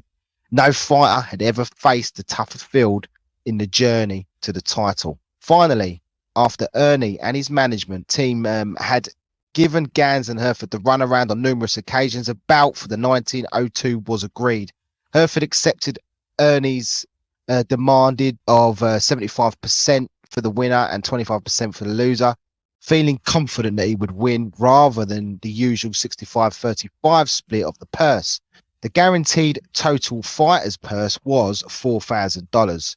If the gate receipts exceeded $12,000, then the total purse would increase to $5,000. The weight clause stipulated that the fighters would weigh in at 9 p.m. and their weight could not exceed 136 pounds, with the forfeit clause for exceeding the weight limit set at 25%. Now, while asserting that he didn't believe in superstitions, Gans' manager, Al Herford, actually felt compelled to acknowledge a strange coincidence before Gans' winning bouts, one involving a corpse. Herford actually noticed that every time he took Gans away to fight where they emerged victorious, the train they rode to the fight had a corpse in the baggage car. So when they boarded the train for the most important fight of Joe Gans' career, the championship bout against Frank Kearney in Fort Erie, Canada, Herford looked for the corpse. Herford reported that we did not have one when we started on our trip to Canada, and I made remarks about it. Well, it was a lucky ride anyhow, for we ran over a man on the way up and killed him. Now, wasn't that enough to make the gambler bet all he had? The newspaper headline read, "Train killed man and Harford took it for good luck charm." That's one of the strangest superstitions I've ever known within boxing. It's an absolute education to me that someone would actually wish somebody to die upon the journey so that there was a corpse on the train, knowing that previous fights have all ended in Joe Gans' victory because, in Herford's mind, because there was a corpse on the train at the time travelling with him. Very strange. Nat Fleischer reported on Gans' strategic study of Ernie, and he said Gans had noticed that Ernie had a trick of feinting and drawing quickly back about 12 inches when he would stop short and come in again with a blow. Working out with Harry Lenny in the gymnasium one day, Gans said, "Mr. Lenny, you have a left hand like Mr. Ernie. Will you keep on trying it with me? I want to sort of study out something." The two sparred together for about a week, working various left-hand leads. Then Gans said, "I think I've got the idea now. Let a left come in for all you're worth." Lenny obeyed, and as quick as a flash, Gans nailed him with a counter right cross to the chin. "That's good enough," commented Joe as he pulled off his gloves. "I've got Mr. Ernie's number now. That lead will beat him." Gans had mastered a perfectly timed right cross, an important tool for the Ernie fight. This is the Telegraph report on the last moments of the fight, and it reads, "There was a slight mix-up, and Gans had the better of it. When they got out of the mix, Gans sent his right to the ear hard. There was a quick exchange when the Baltimore boy sent both hands to head, and Ernie looked dazed. Gans now fell out his opponent with a left punch to the face, drawing blood from Ernie's nose. Ernie seemed fully dazed now, and Gans rushed in and banged his right plump on Ernie's jaw. Frank fell slowly to the floor with his mouth and nose bleeding. He rolled over on his abdomen and was counted out before he could attempt to regain his feet. The time of the first round was 1 minute and 40 seconds. Joe Gans had just made history by becoming the first African-American born to win a world title, and he was overjoyed and a bit shocked afterwards, and he said, "I did not expect to win so quickly. I believe the end would have been the same had the fight gone much further." So Joe Gans actually creates history by becoming the first black African-American fighter to win a world title. We talk about Jack Johnson. He gets all the accolades for being the first African-American heavyweight world champion. But Joe Gans actually became the first black champion in boxing history. Maybe that's a fact not many people know. But if you didn't, now you certainly do. And what a way to do it, eh? Unbelievable way to just get rid of him in first round, 1 minute, 40 seconds. And to the way he was able to just work out how he was going to do it as well before the fight even happened. Impressive. You know, we spoke about him analysing and looking at fighters, and he clearly did that. And wow, what a finish. And well, Gans was given a hero's welcome, an automobile ride through Buffalo. Joining them in the victory drive was a certain terrible Terry Mcgovern and Sam Harris and referee Charlie White. No one has commented on the strange relationship struck up between Gans and Mcgovern. Obviously, they seem to have become good friends after Chicago, despite the hysteria of the fixed fight. Whatever deal had been struck was one Gans took to his grave. Hereford didn't celebrate much. Instead, he faced the press and relished the glory by inviting all challengers. First come, first serve. So all you lightweights who have aspirations to become champions, here is your chance. It was estimated at the time that from this fight, Gans split his earnings with Hereford down the middle, 50-50, and they earned a little over $9,000 from the purse and the bets. Newspaper reporters were quick to point out that in less than 2 minutes, Gans had made more than the annual salary of the President of the United States, more per minute even than J.D. Rockefeller. Incredible. Joe Gans had gone from a black man with a yellow streak who lays down for money to a wealthy world champion who speaks the colour green in the space of 2 years. When hometown reporters asked him how it felt to be the world's greatest lightweight fighter, he said, "I hope the Baltimore public will take kindly to me. I am anxious to fight Ernie or the best man the club can get me to meet in this city." Some sports writers could not believe or even accept that Ernie had lost fair and square, and suggested that Gans had dealt the double cross, that Ernie was caught off guard in the first round in a supposed fake fight. One newspaper wrote, it was a breach of faith on the part of Gans that he turned what was scheduled to have been a defeat into a victory. Gans, though, was unfazed and had every intention of actively defending his title against all comers, moving from coast to coast and up to Canada to take on 4 of the toughest fighters in the division: George Elbows McFadden, Rufy Turner, Gus Gardner and William Kid McPartland. Gans knocked out 4 opponents in February, all in Baltimore in preparation for his world title defence on June the 27th, 1902, and it was the first title defence against George Elbows McFadden, who was 41-9-18 at Woodward's Pavilion in San Francisco. McFadden was dropped in the first round, knocked down twice in the second and 4 times in the third. The finish came when Gans landed a hard right to the side of McFadden's head that sent him down to the floor, but when he rose, Gans hit him again with a hard right cross to the jaw that caused McFadden's corner to throw in the sponge. The crowd shouted out, "Fake!" But with hardly any bets placed on either fighter and no financial gain for Gans or McFadden, those protests were more than likely related to the paying public not getting their money's worth. Gans won his next 3 bouts decisively. In Oakland, he beat Rufy Turner in 15 rounds, and afterwards he remained on the West Coast to see the Fitzsimmons versus Jeffries battle. Then in September, Gans made his first appearance as a world champion in front of over 4,000 fans at the Baltimore Music Hall in Baltimore against Gus Gardner. The fight should have been another world title defense, but Gardner failed to make the required weight before the match. So Al Hereford came into the ring and announced the bout was a non-title fight to the displeasure of the crowd. And the Associated Press wrote that Gans played with his man for 3 rounds, touched him up a bit in the 4th, and then basically went in and knocked him out, an act that he could have done in any one of those rounds. Sort of mentioned the fact that he does do that, doesn't he?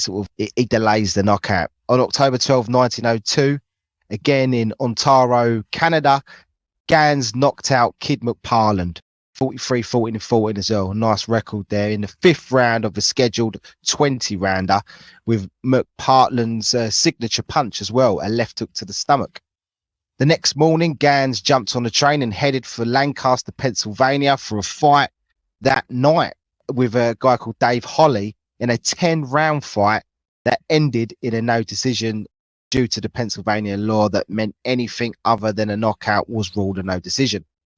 However, the newspaper gave the wins, of course, to Gans. Fighting 2 days in a row was no problem for Gans.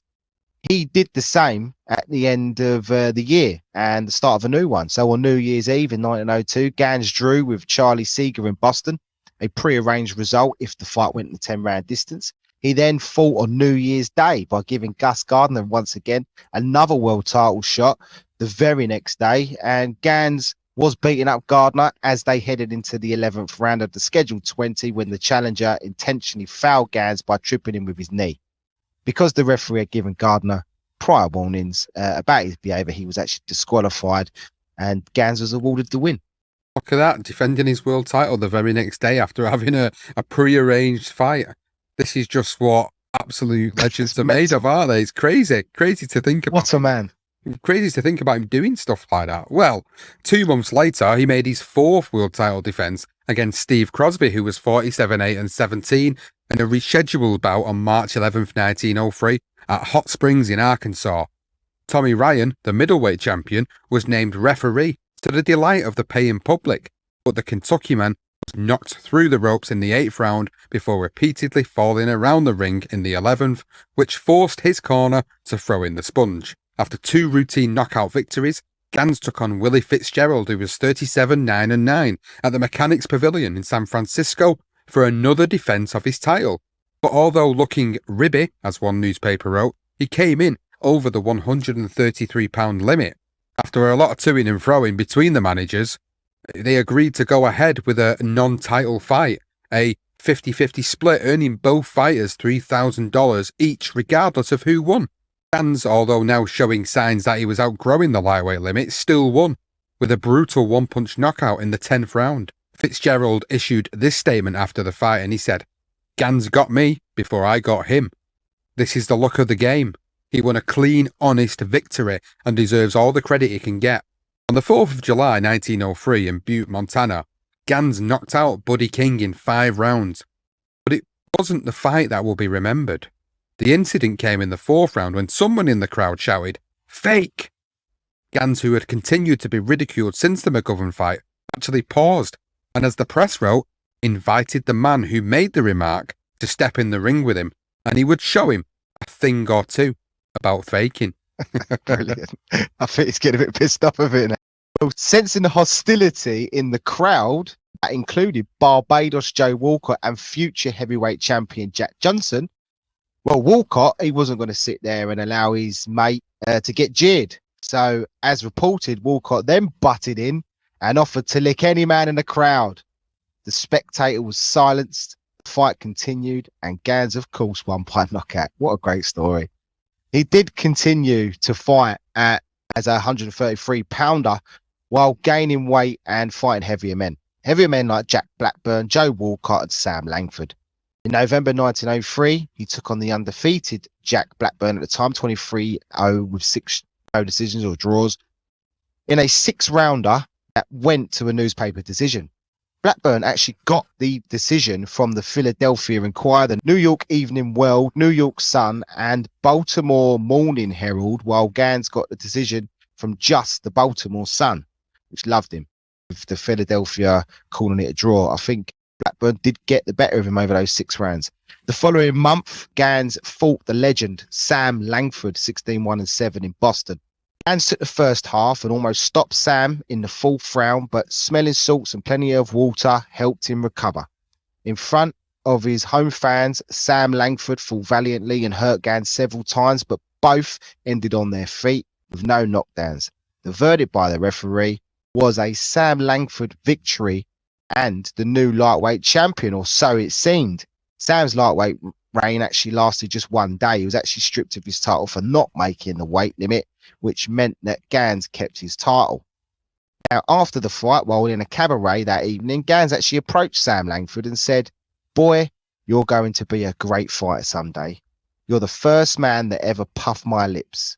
Take care of yourself. Don't get a big head, and nobody can keep you from being champion." Wise words from a very wise man to the great Sam Langford at that point. Gans even extended his generosity even further by showing Sam how he could improve. Sam recalled, "In my opinion, Joe Gans was the greatest all-around fighter. When you consider brains, boxing coolness, speed and ability to take it and power to give, I learned more from him than any other fighter I faced in my fight with him, from the knowledge he shared with me afterwards." Sam explained how good Joe Gans was to Ed Hughes in an interview in 1927, and he said, "Gans was the coolest, calmest fighter I ever met or saw. No matter what was happening to him, he never lost his temper, never changed the expression on his face. Many fighters, when hurt, show it in their faces. Joe never did. Many fighters, when ready to hit, tighten their lips, half close their eyes, or give a tip-off in some way as to what's going to happen. Joe never did. A wonder of wonders. That was Joe Gans." On March 25th, 1904, Gans and Jack Blackburn again faced off in a match that was made at the 140-pound limit, although the actual weights are not mentioned. The New York Times reported that Blackburn was apparently 10 or 15 pounds heavier than Gans, and Nat Fleischer wrote, "In the last two sessions, Gans was lightning fast of hand and feet. Cunningly, he took advantage of every opportunity offered to him. He showed the material of which champions are made.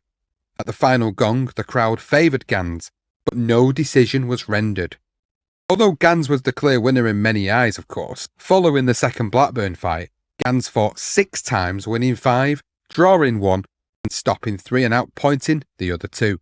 And then on September 30th, 1904 in San Francisco, Gans recorded another draw against the current world welterweight champion and another legend in Barbados Demon Joe Walcott, who was 87, 16 and 18. I mean, the fact he's fighting these bigger guys, Sam Langford, Jack Blackburn, and now Joe Walcott, just shows you how great this guy was. But it was announced before the fight that no title was on the line. Referee Jack Welch gave 7 rounds to Gans, 5 to Walcott, with 8 even in a 20-rounder, but thought that Walcott's aggressiveness compensated Gans's advantage in cleverness.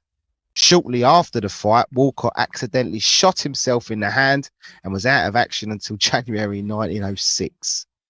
Nat Fleischer wrote of the late round action. He said, "Walcott was almost finished when a powerful smash to the jaw put him into distress. Gans battered him about the ring.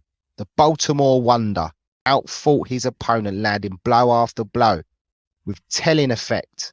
The decision of the referee was hissed and hooted when he called the bout a draw.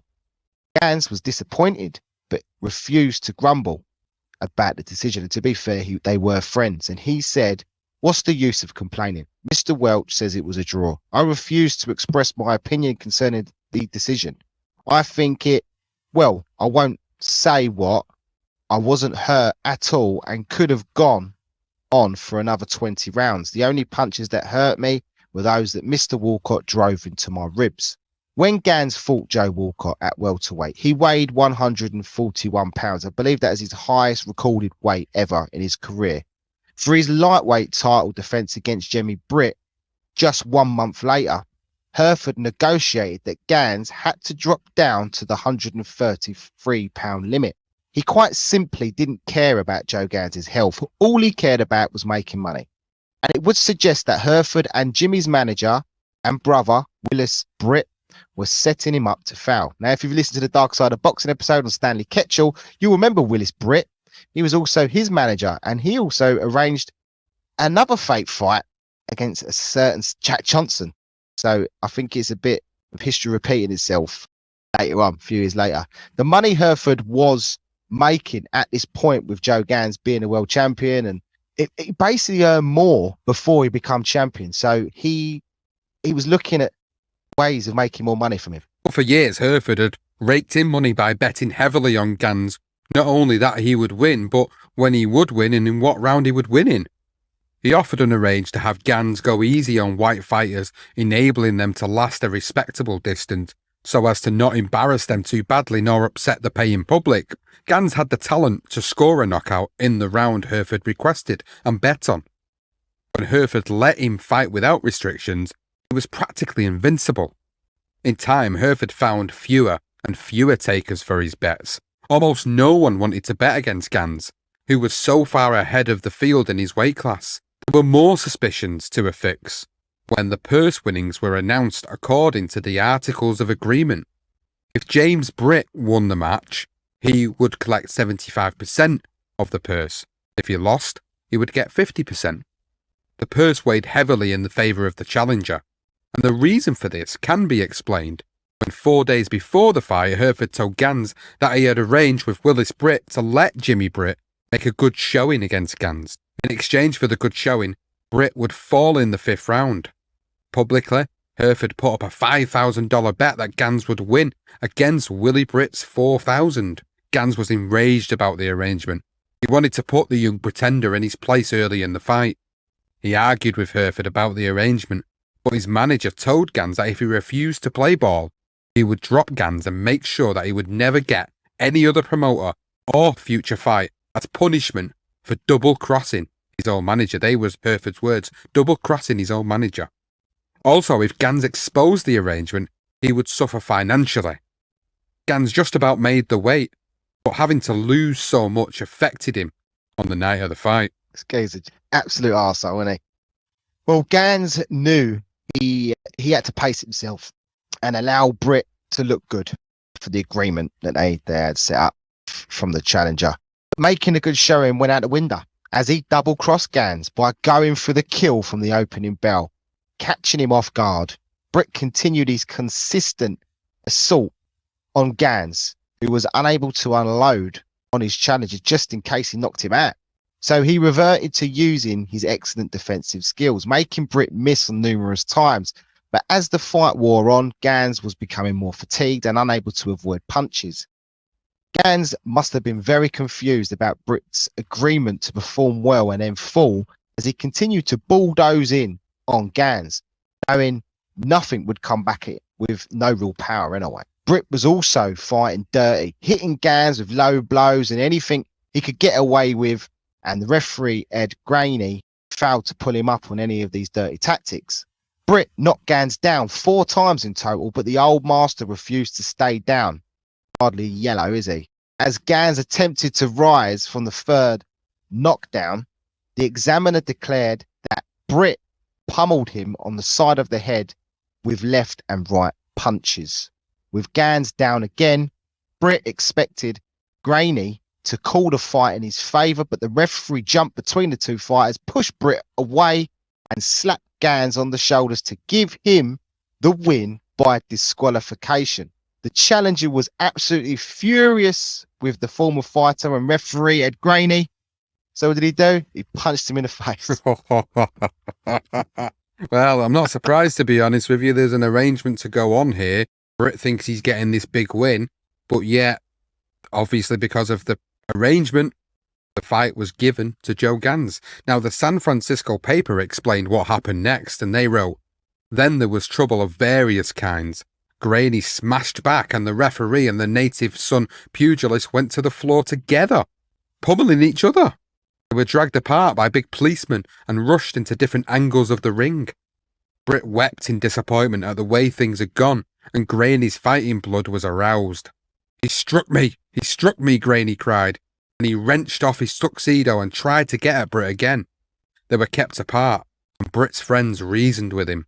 Gans knew that he had been led up the garden path by the Brits and his manager, so in a gentlemanly and indirect way, he said this the next day: 'I'll fight Britt at any time he wants. I'm sorry that the fight had to be decided on a foul, as I am confident I can whip Britt any day in the week in fair fighting.' It was that last line, fair fighting, that brought Gans and Hereford's partnership to the end of the line, as they would soon part company. Gans then went on to say, 'I am willing to fight Britt any time he wants to, but not at 133 pounds ringside. If we ever meet again, I will insist on 133 pounds at 3 o'clock, as it is asking too much to have me make that weight at ringside.' His words were misquoted, in a San Francisco newspaper, which read the headline, "Sorry he won on a foul, but he says he will never train down again to 133 pounds as he is too old." He didn't say that, did he? I mean, that's just made it up. Just like, so not what he said. So those words have been used to support the claim that after the Brit fight, Gans actually left the lightweight division. Now, many historians actually suggest that Joe Gans relinquished his title in 1904 to pursue a career in the welterweight division because of that headline in the San Francisco newspaper. You can find other comments from other papers too around this time, that other headings that also say that Gans gave up the title to fight in the welterweight division, or Gans could no longer make the 133 pound weight. Gans refused to fight James Britt in a return challenge, so he became the champion. Or this is a crazy one, or that Britt made a better showing in his bout against Gans, proving that he was Gans's master. What really happened between 1904 and 1906 and why Joe Gans was no longer identified as a lightweight champion is basically due to newspapers claiming that Gans didn't make the lightweight limit and that he refused to fight Britt in a rematch. This, of course, was all false. Gans wanted the rematch, but he couldn't get it.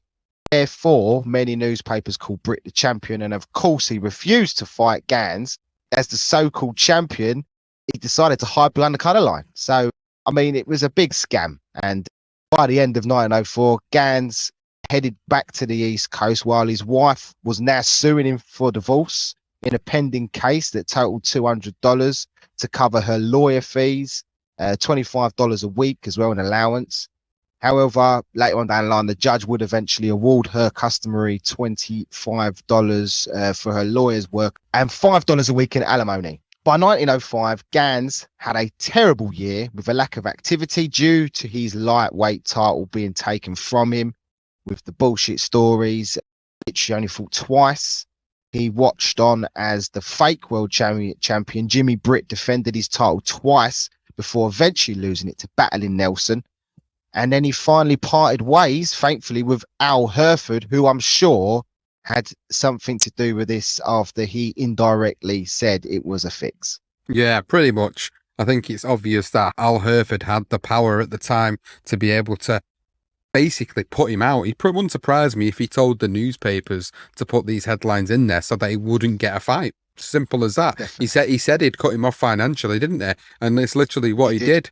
Now, in March 1905, Gans moved into the welterweight division to try and rebuild his career and image.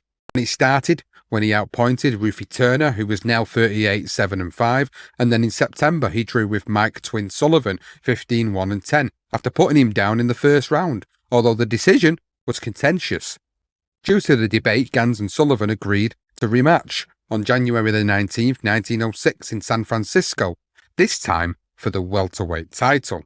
Gans's share of the gate was just under $2,500, but he did bet $1,700 on himself, and Sullivan's share was just over $1,500. Before their rematch, the San Francisco Examiner interestingly reported, if Gans wins, he'll hold 2 championships. Their second encounter was nothing like their first.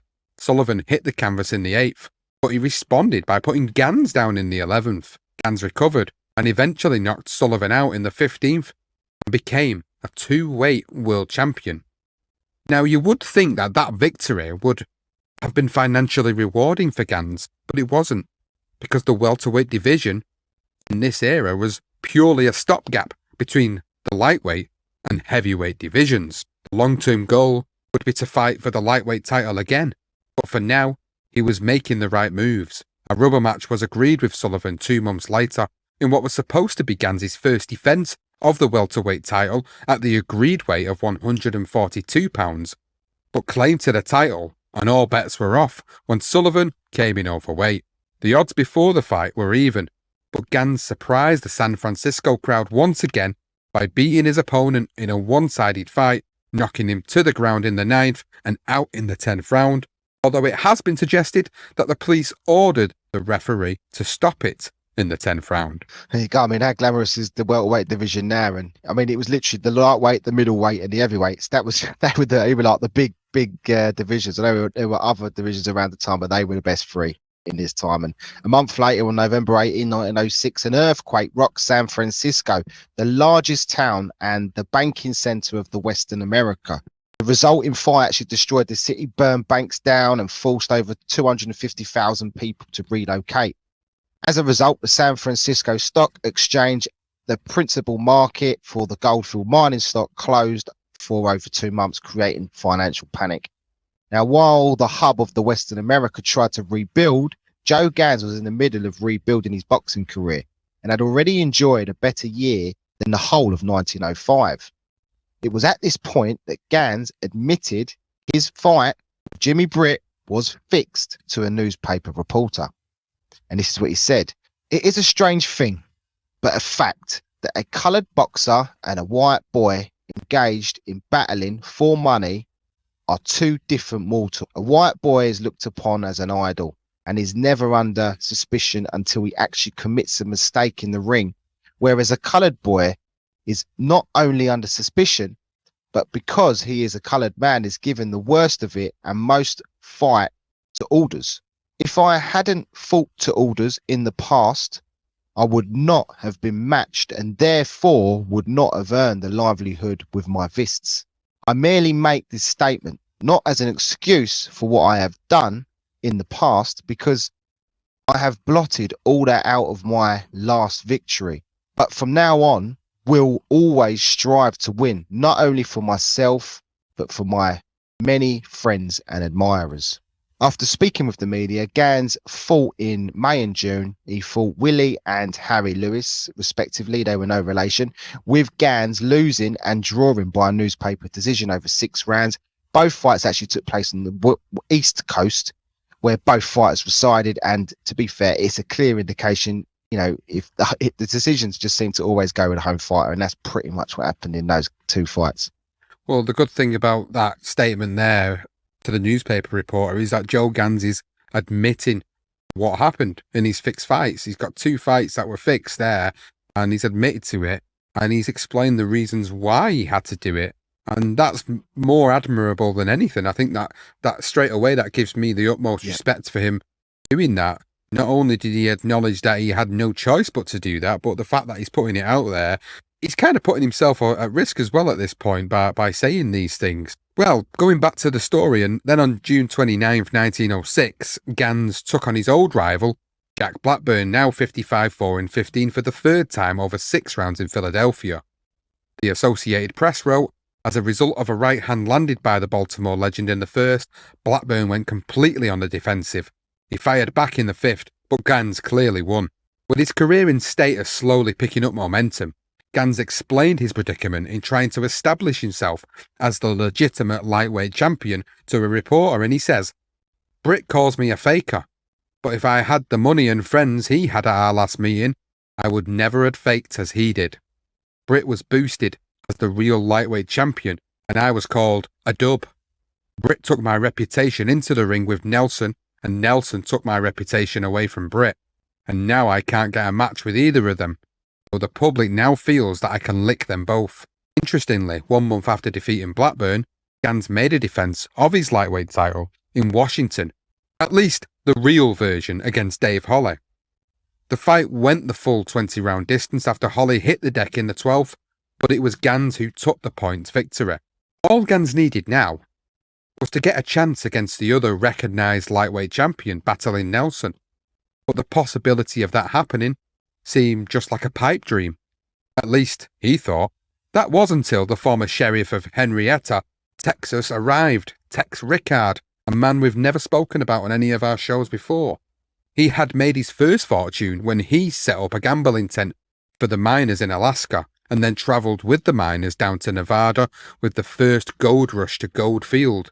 It was in Goldfield that Tex set up a gambling hall, which became the biggest saloon business in the history of the Old West. In a short time, Rickard became one of the leading financiers in the state and settled in Goldfield. And the reason why we mention that earthquake is because following the earthquake in San Francisco, that forced Tex to reconsider other alternative ways of making money. He became inspired when he attended his first professional boxing match on May 26, 1906, in Madison Square Garden, New York, when he watched Terry McGovern draw with Jimmy Britt.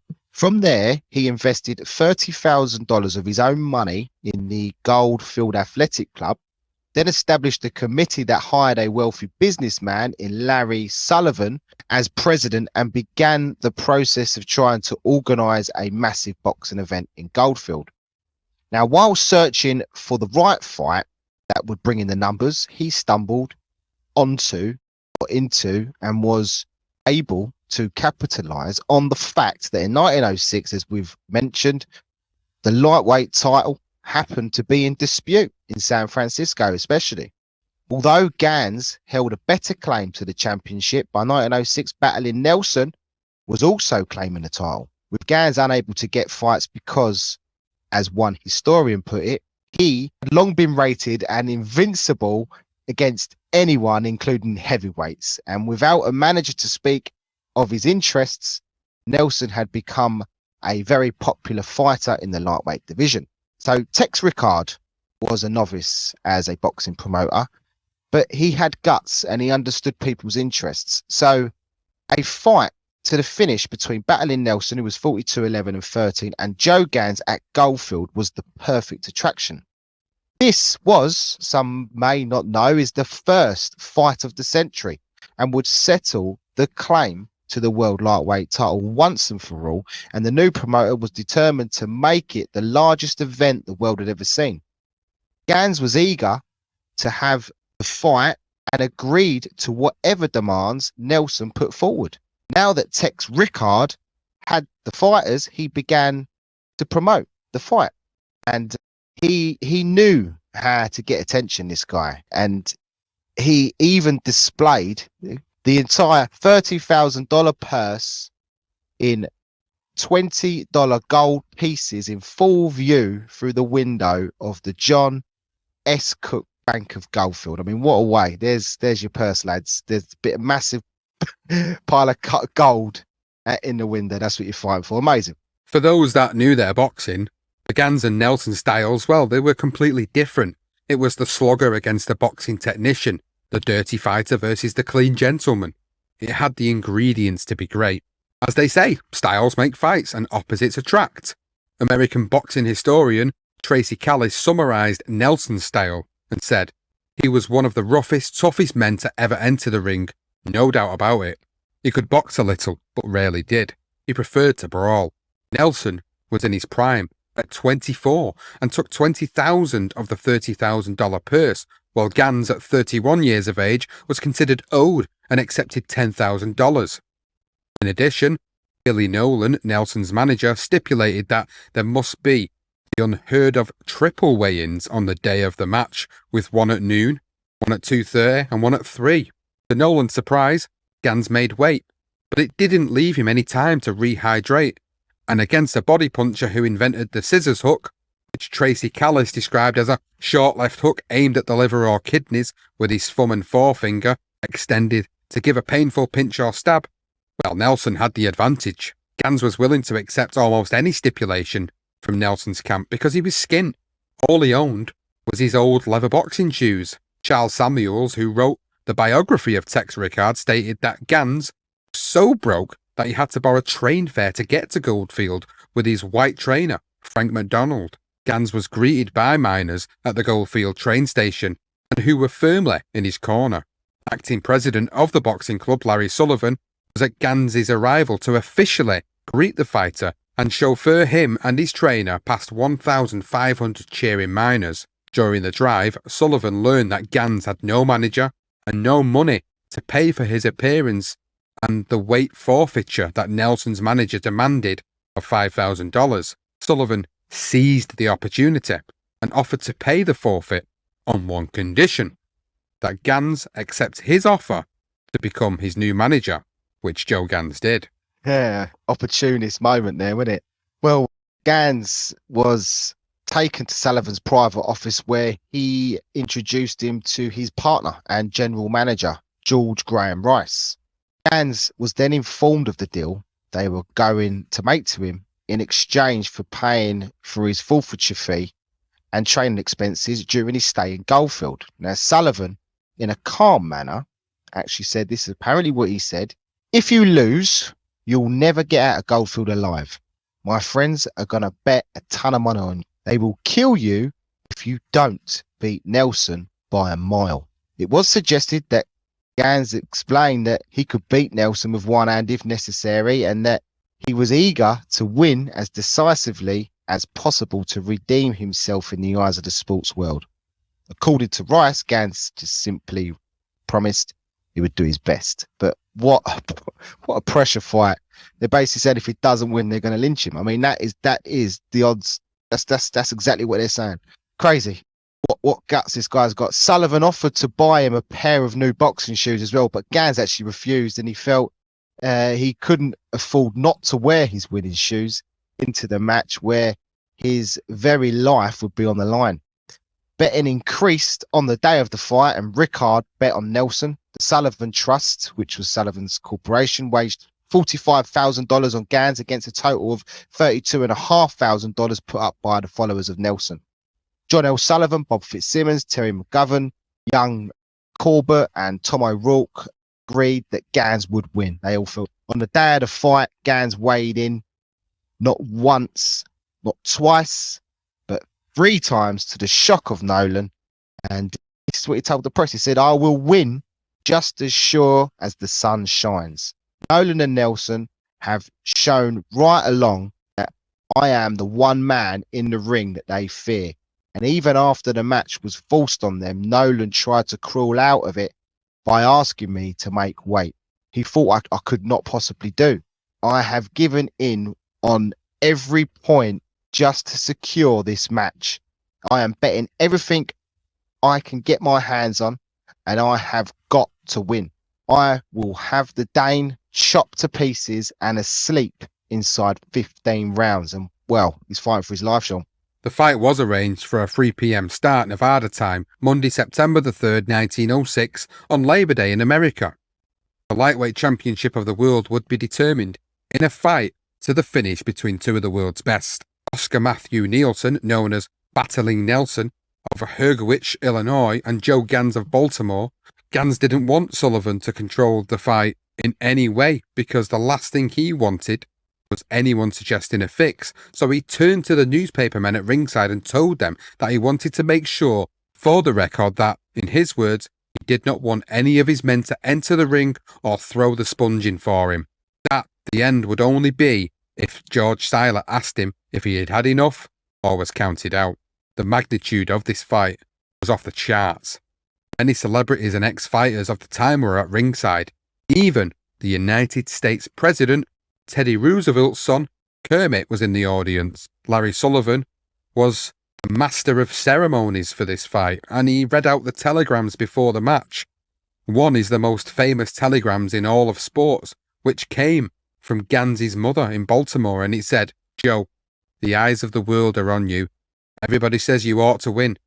Peter Jackson will tell me the news, and you bring back the bacon." Now into the fight, and Nelson came flying out the traps, and he rushed at Gans and was met with a storm of left jabs, hooks, and body shots. On occasions, Nelson would buckle under the precision and accuracy of Gans's punches, but would always fire back. Gans dropped Nelson more than once in the fight, and on 2 of those occasions, Gans helped Nelson up. Nelson was also dropped out of the ring, and Gans helped him to his feet and gave him time to recover. Despite breaking his right hand in round 33, Nelson was still unable to find an advantage over the old master. Well, as they approached round 42, Nelson was nearly blind due to sustained punishment at the hands of Gans. By this point, all the ferocious training and bad diet before the fight had caught up with Gans, but he still found some inner strength to maintain his assaults. But it was the Nevada sun that played its part, burning away all of Nelson's energy as he connected with a punch below the belt that was declared a foul, and he was disqualified. The Wire report for the last round wrote, "Gans started the round with a straight left to the face and then clinched. As the men broke from a clinch, Nelson deliberately struck Gans low and he slowly sank to the floor. The blow was clearly observed by everyone in the arena, and there was not a murmur of dissent from the spectators as the long drawn out battle was terminated. Referee Seiler was cheered, Gans was carried out of the ring, and Nelson was hissed as he and his crew departed. Gans said he would fight Nelson in 2 weeks' time, but they wouldn't fight again for a while. Gans replied to his mother's telegraph after his victory, saying, "Bringing home the bacon with lots of gravy on it." Gans ended up collecting $11,000 for the Nelson win and used the money to build a hotel back home in Baltimore. But the damage to his body from the overtraining, bad diet, and the savage fight would render his immune system so weak that tuberculosis would consume him a short time later. Gans must have known that he had it. As Nat Fleischer put it, he said the death germs were in him before the year of 1906 had closed. So, I mean, it looks like with the weight, the problems with the weight, I think the tuberculosis is obviously a problem there. And accounts of his personal life indicate that he had already taken to sleeping more and having a doctor visit him frequently. The fact that all he knew was to fight and needing money to secure his family's future must have been the reason for him to want to carry on. But, you know, he's got tuberculosis and he's just managed to fight, 40 odd rounds against a young, it's just savagery, but just shows you, I mean, you cannot call this guy a coward, that's for sure. The Old Master's epic contest with battling Nelson was the longest title fight ever filmed. It was pure action, brilliant boxing, and incredible courage. But unfortunately, it is not just the antics inside the ring that were reported. In Hard Road to Glory, Arthur Ashe wrote, Gans's victory caused the first serious outbreaks of racial violence against blacks as a result of a boxing match. Police reported incidents across the country attributed to the bout. William Conway, a black bar patron in Flushing, New York, had his skull fractured by 3 white customers. Anthony Roberts, a black doorman at the St. Urban Apartments on New York City's Central Park West, told the police he fought off 2 white attackers with a razor and a small pistol. Now, this was merely a sign of things to come when Jack Johnson took on Jim Jeffries just 4 years later. After a 4-month rest, Gans made another defense of the lightweight title against Kid Herman 49-20 on New Year's Day in Nevada in 0-degree conditions. The Baltimore Sun wrote, in the 8th round, Gans sent powerful left and right blows to Herman's jaw that dropped him so cold it looked as if he's been hit by a board. The fight was reported to be as clean as a knockout as ever took place in the ring. But it was the story on New Year's Eve before the fight that landed in folklore. Larry Sullivan was that casino owner and promoter for the Gans-Herman fight, Jim Riley's saloon, and he was roaring drunk when he discovered that Tex Rickard was at the bar. Now, Sullivan was still jealous over the recognition that Rickard was getting, with his own managerial prowess being ignored. So Sullivan began barking insults at Rickard. The cool promoter was unaffected until Larry pulled out his gun. A quick twist of the wrist and Rickard had the 6-shooter out of Sullivan's hands. He tossed the gun into a far corner of the place. Then, without a word to Sullivan, he turned his back again, picked up his drink from the bar, and downed it. I love in Tex Rickard, you know. I feel we need to do something with old Tex. During most of 1907, Gans finally took some time out of the ring to relax and reap some well-deserved benefits, while his new manager now, Ben Seelig, who he had met on the West Coast in 1904, tried to get him another big fight. Then on September 9, 1907, at the Recreation Park in San Francisco, Gans got his chance to show Jimmy Britt, the great pretender to his crown, a lesson or two. Gans was ruthless that night and dominated Britt from the first bell. Some who witnessed it suggested that he could have ended the fight at any time but wanted to sustain his beating. In the end, Britt quit in his corner with a broken arm. San Francisco writer Van Loan summarized the fight the next day. Joe Gans is still the old master of the gladiatorial college, the premier fun part of the lightweight division. Joseph is still the past master of his bruising craft and the greatest ring general of the age and the cleanest, hardest hitter of all the lightweights now in the ring. It was no doubt bittersweet revenge for Joe Gans. Just over 2 weeks later, Gans outpointed George Memsick over 20 rounds in another defense of his title in Los Angeles. Gans had 5 fights in 1908, and the first 3 he won all by knockout and made a 17th successful defense of his title against Ruby Unhalls, 43, 14 and 15 in San Francisco. During the fight, Unhalls was unable to land a few hard punches to Gans' jaw, but once Gans figured out his style, he was able not only to hold Unhalls at bay, but break through the guard too, and with his powerful punches, which closed an eye, sent it to the canvas, and Gans was of course declared the winner in the 11th round. Now, on the 4th of July 1908, Gans met battling Nelson once again in Colma, California for the rematch. Although Gans' reflexes were as sharp as they ever were, his endurance was no longer what it used to be. He was badly weight drained to the point that his ribs were prominent, and his tuberculosis was affecting him severely. In the first 5 rounds, Gans landed a fury of punishing blows on Nelson's face, but he kept coming back into the fight. In the 7th round, Nelson landed a brutal blow to Gans' body, which started to sap his strength and energy. From then on out, it was Nelson's fight to win, as he attacked Gans' body with awful blows. In the 12th round, Gans fell on 3 different occasions and took a count of 9. Gans gave it his all in the 14th round, slamming left and right short jabs into Nelson's face to no avail. In the 17th, you can see Gans backpedaling from Nelson's attack, but then the old master hit him with what some say was over 20 punches in the last seconds of the fight before Nelson was able to slam a left hook under his heart, ending the bout and Gans' title reign.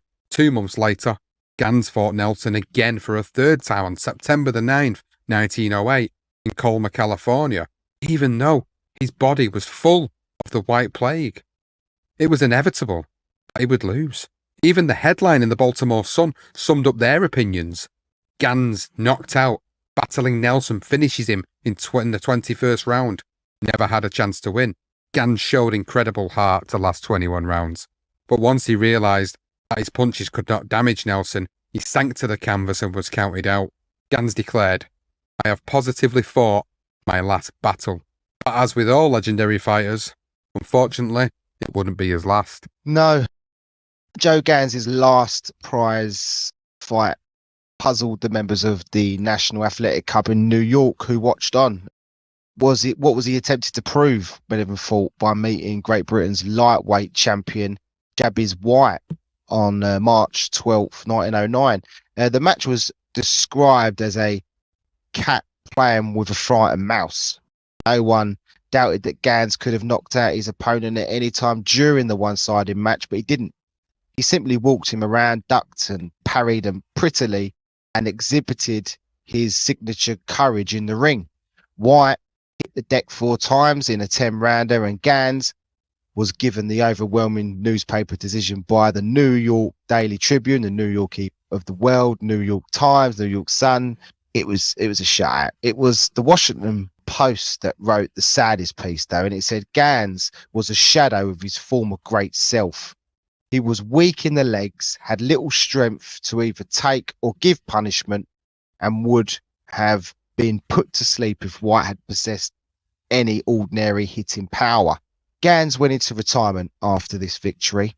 We can't even try to put the numbers together of the amount of fights he participated in. It was surely would have been anything over 200 fights. I mean, even the ones that ain't recorded is probably more than that. Half of those more than likely came by knockout. He probably lost no more than, some say, 10 to 15 of those. I mean, 200, 300 fights, he lost like 10 to 15 fights, and half of those were probably fixed. Gans refereed in Baltimore at the Eureka Athletic Club, patched up his differences with Al Herford, believe it or not. Before the year was out, heavyweight champion Jack Johnson employed Joe Gans to act as a sparring partner and chief advisor in his training for his famous showdown in Reno against Jim Jeffries on July 4, 1910. Joe Gans lastly served as advisor and chief second to his good friend Sam Langford when he fought middleweight champion Stanley Ketchel in a 6-round non-title fight in Philadelphia on April 28, 1910.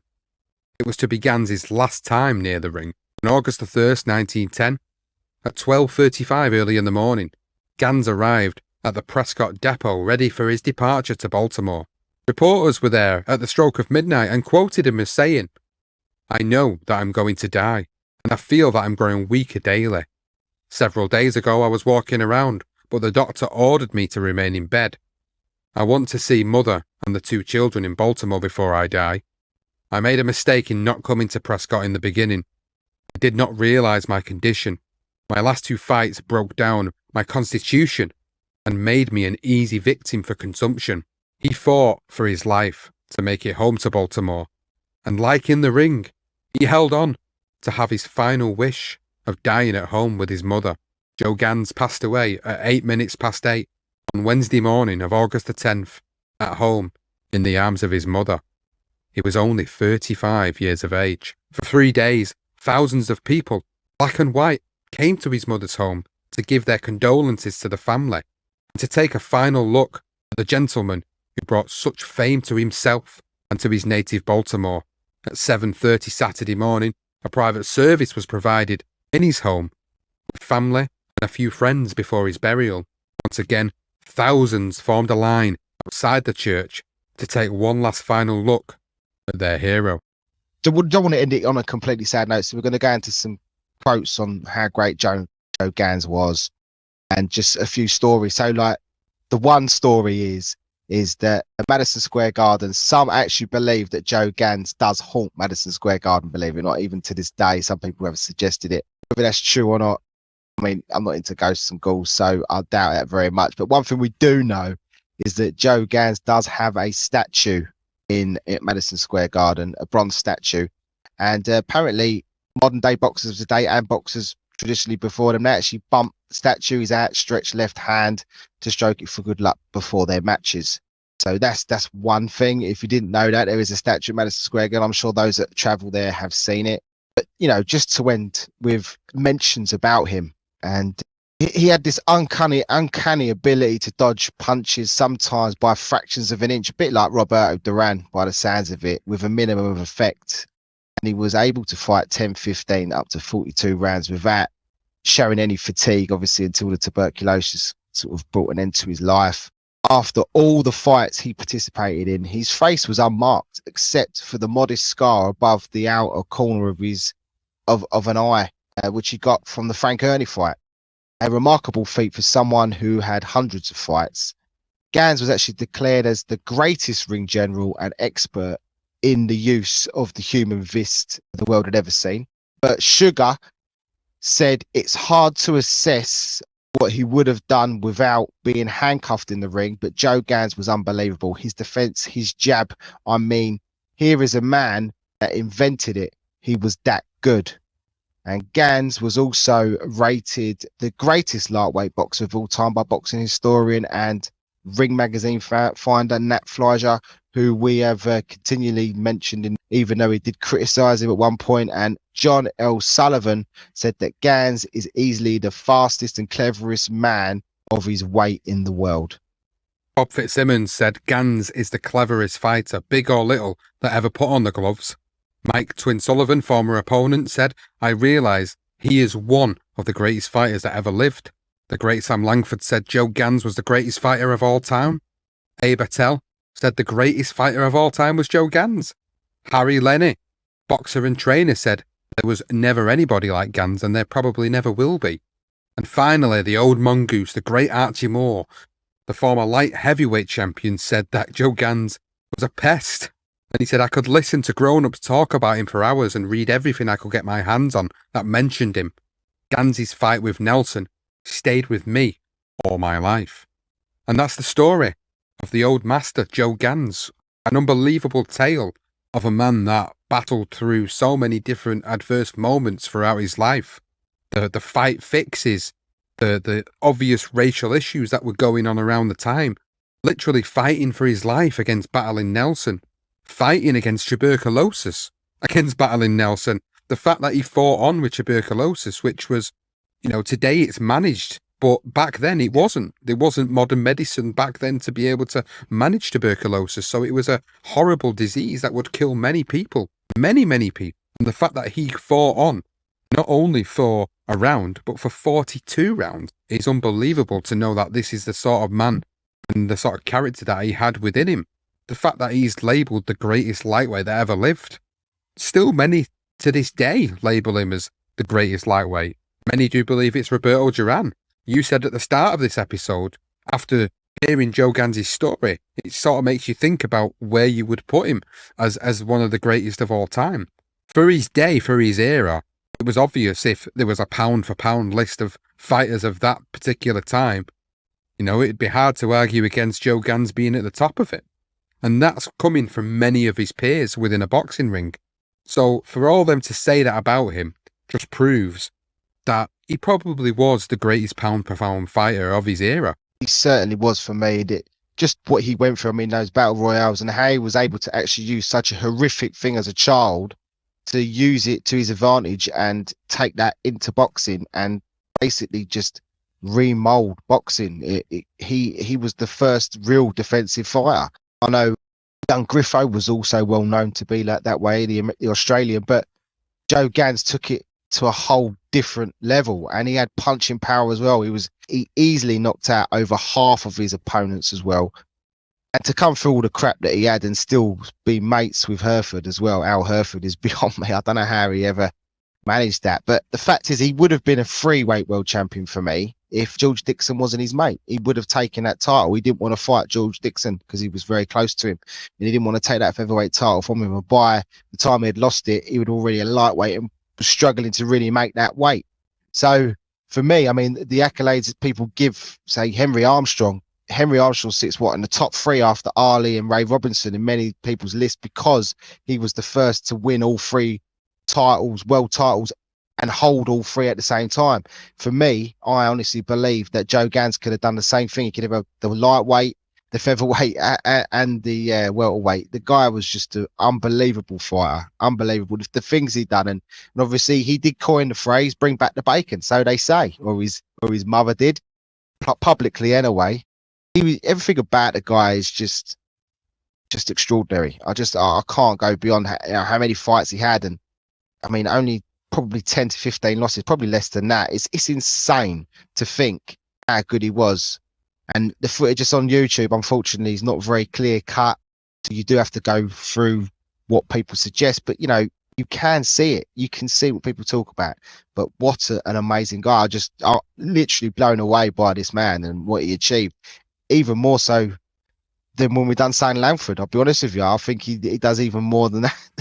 Even though Sam Langford gave him a bit of a pace and he was a bigger guy than Gans. But, it just amazes me, Sean. I just overwhelmed by all the shit he went through and to how it came, how his career progressed and then how it ended for him is awful. But 35 years, things he achieved was just unbelievable. It really was.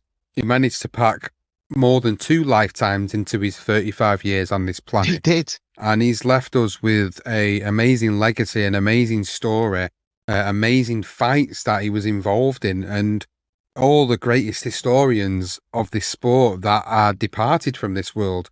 Their words will last forever. Words do last the test of time. And it's these words from many of these historians which make you genuinely believe that Joe Gans is one of the best fighters that had ever lived and had ever graced a boxing ring. And we're so glad that we've been able to bring this story to you. If you've enjoyed this story, of course, please do let us know. Drop a note in the comments on social media. You can do that on Twitter at career_profiles. You can do it on Facebook at the BTR Boxing Podcast Network, which we're also on Instagram as well, and YouTube. If you're on YouTube and you've been watching/listening to this, please drop a comment below and let us know what you think of Joe Gans. Where do you rate him? Do you see him as one of the greatest of all times? Does he trump Roberto Duran as the greatest lightweight of all time after hearing this story? Let us know. Really interested to know everybody's thoughts on Joe Gans as a fighter, as an individual, all the adversity he overcame throughout his life in such a short space of time. It's been a brilliant education. It's been a brilliant episode. We hope you've thoroughly enjoyed this episode, all about the career and the life and times of the old master, Joe Gans.